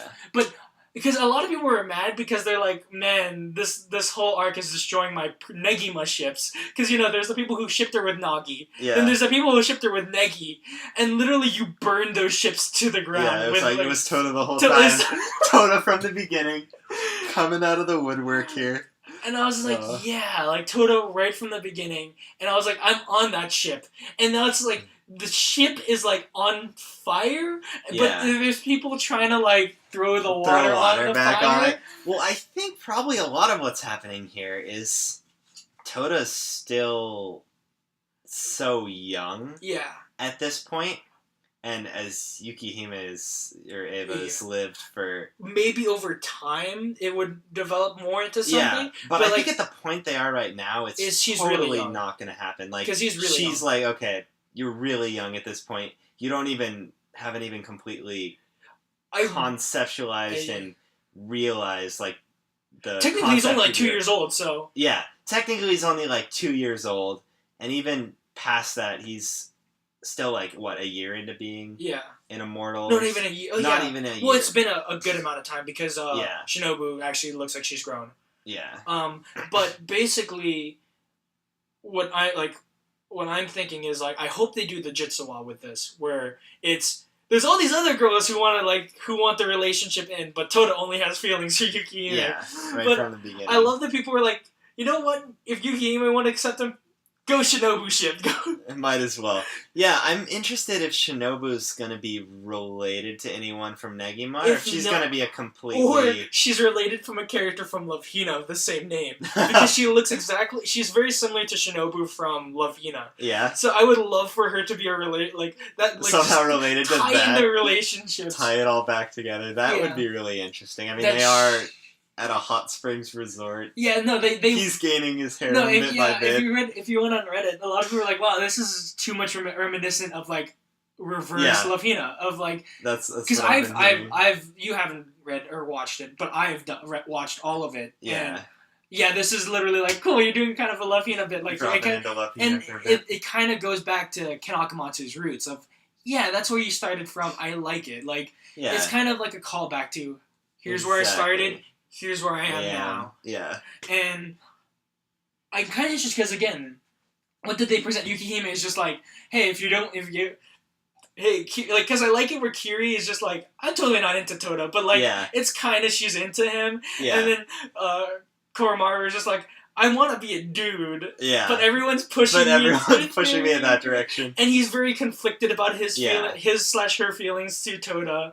Yeah. And so it's just like, I like it where Yuki was like, hey, some mortal girl might just come along the ways and like sweep him off his feet. Cut to like literally Shinobu. Like showing up, she's like, guess I should go find Toda.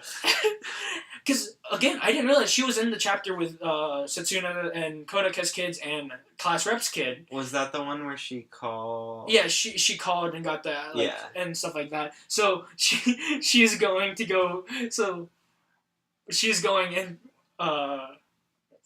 She's going in to visit and stuff like that. And I kind of like that little thing. Yeah. Her coming on. Honestly, yeah, I'm excited to have her show up. Because I'm She's hoping, making things more interesting. I want to see if she becomes a main character. That's what I'm like. I'm kind of Yeah. like, even though she's not immortal, she's not a number, but I want to see if she becomes a main character and kind of her dynamic comes in, because she's the tech side of things now. Like, I know we have the two, Mr. Afro and his friend, wheelchair dude. With their magic apps. Which but Toda can't use. Yeah, but she's more of the tech side of the machines and stuff like that, and the rockets. And I want to see her come in as, because remember, she was hinted at, like, she was back in like episode, like chapter 2 of like, hey, like, we're gonna go to the capital if you ever see each other, like, come hang out. So it's like, cool, we're coming back to that. Yeah. What are you gonna do with it? Show me what you're gonna do. And I'm really hoping she's more of a prolonged character, and I hope, like, I just thought about this right now, if she's just not one of those kill-off characters that they get close and they kill her off to, like, prove the immortal point. Yeah. I hope she isn't that. Also, what this got me thinking about, actually, Toda's friends are in the capital right now. 2 of them. 2 of them are. And I bet you anything, at least one of them is in the tournament. No, here's the thing that I just remembered right now that I forgot to bring up. Here's where the theories now come in. Remember how we talked about how one of them looks like Fate, too? Yeah, one of them looks a lot But I remember like when Fate was talking to them, he kind of called them dolls as well. Huh. And I'm wondering if Toda's friends aren't actually, like, human as well. If there's some other... Like... fabrication of some sort. Like, different, like, different, like, copies, or not even that, but, like, creations of some sort. Yeah. It's just a far-out thought, but it's like, that's a really interesting thing to think about, because... Yeah. Especially if the friends that he is so keen on that will eventually... eventually move past, would actually be somewhat immortal or something. Yeah, or not even that, but, like, some twist that they're actually creations of some sort. And I want to kind of see what they would do with that, but, that's 100, 200 chapters, who knows how long this goes for. Yeah, that's something that we wouldn't figure out for a long That's far down the line, but I'm really interested to see what happens in this, because, again, I like the little sequence of she goes into the thing, very much the first episode of Luffy, it's just, let's look around, no one's here, let's go to the hot springs, because for some reason that's everyone's first thought, like, I came might off as this well show. go take a bath. Let's take a bath. Oh no, this is a mixed bath. Oh wait, that's a demon. Oh wait, what's going on? Run out and then... And then apparently Toda didn't even realize that she was a girl the whole time. Yeah, he's like, oh, you're so soft. Oh, you're a girl. And so... Toda. I'm excited to see what they do with her next year. Yeah. Next week. Like, the thing is, like, now the character relationships are so, like, not in flux, but, like, so spread out. Everything just spread out right now. In these last few chapters, with the progression we've had, all these, like, it was definitely all twined together like a string or something, and the end's just frayed off now. And we'll see where it goes. But I like where there. all the relationships are of, like, how everyone's related to each other, and how everyone like. I like his little group. I like all the little things of it. I'm so excited. Yeah. Where are you going? Yeah. And, okay, I have 2 somewhat short-term predictions that I want to put out there, and we will see if they happen. Yeah. We'll end off on these predictions right now. One is the previously stated. I think at least one of his friends is going to be participating in the tournament. Mm-hmm. Whether they fight together, fight against each other. But the thing is, I don't feel like his friends are that strong. That's the reason why I was considering this might not happen. But it's just something I'm pulling out of my ass that I think I'm interested to see. They actually are really good at magic apps, and then or something like that. They're able to fight in the tournament and actually do pretty well. and then it's like they're trying to get money to bring their friends with them to the capital. Yeah. Which would be cool. So that's one prediction. And the other one is... Oh, shit. I totally forgot it. Anything about Shinobu? I feel like... Oh, yeah. It's that... My other prediction is that when we hit Chapter 100, it will be the biggest reunion we've seen yet. And if not... Negima-related characters. If not, something big might happen. Like, yeah. Something big on 100, hopefully. Hopefully. I wouldn't... Like, even if there isn't... Even if there isn't, I'm not going to be disappointed. Because, like, I can't see anything... Like, remember what I said is as you get closer to catching up, those chapters seem a lot shorter. Yeah. Yeah. There's not that much that can happen, but I'm still gunning for... because, well, this is 97. Reunion, yeah. This is 97. So if we you have do 98, two chapters... 99. If you have 2 chapters of, like, characters still doing things, and then 100 of them, like, oh, yeah, class reps here. Yeah. Yeah. Because they still need to get... If that was to happen, we'd still need to get those 2... Asuna's not Asuna. Class rep or no, Setsuna and Konika's.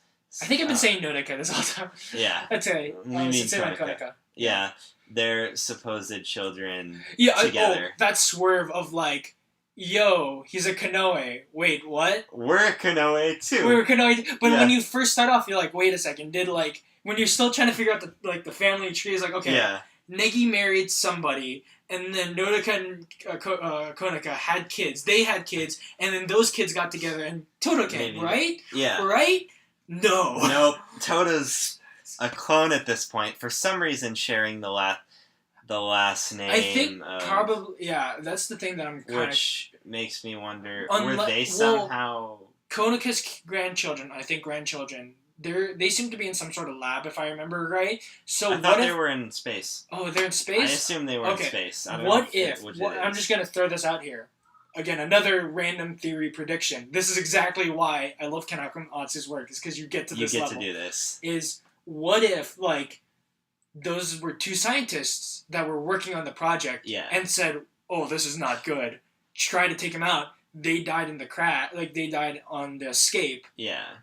And just picked up the name Konoe because of them. Yeah. Meaning that, like, Konika and Setsuna's kids are working on some sort of thing. Which would kind of make sense with, like, Negi disappearing and stuff like that. Yeah, that would be very interesting. So he's not, like, blood-related to them or anything, but he would be kind of, like, not even emotionally related, but kind of came from similar... So, here's my question. Who are the characters that you're thinking of right now that are basically most guaranteed, at least, or you think will come back and appear from Negima? We have already Fate, Mana, and Evangeline. Yeah, they've all shown up. And then we have Chachimaru, which I'm assuming is Chachimaru. It looks like Chachimaru. It's too much like Chachimaru not to be Chachimaru. And it also looks like class rep. Yeah, because remember, she's an old lady at this point. Yeah. So it's those... We have them there.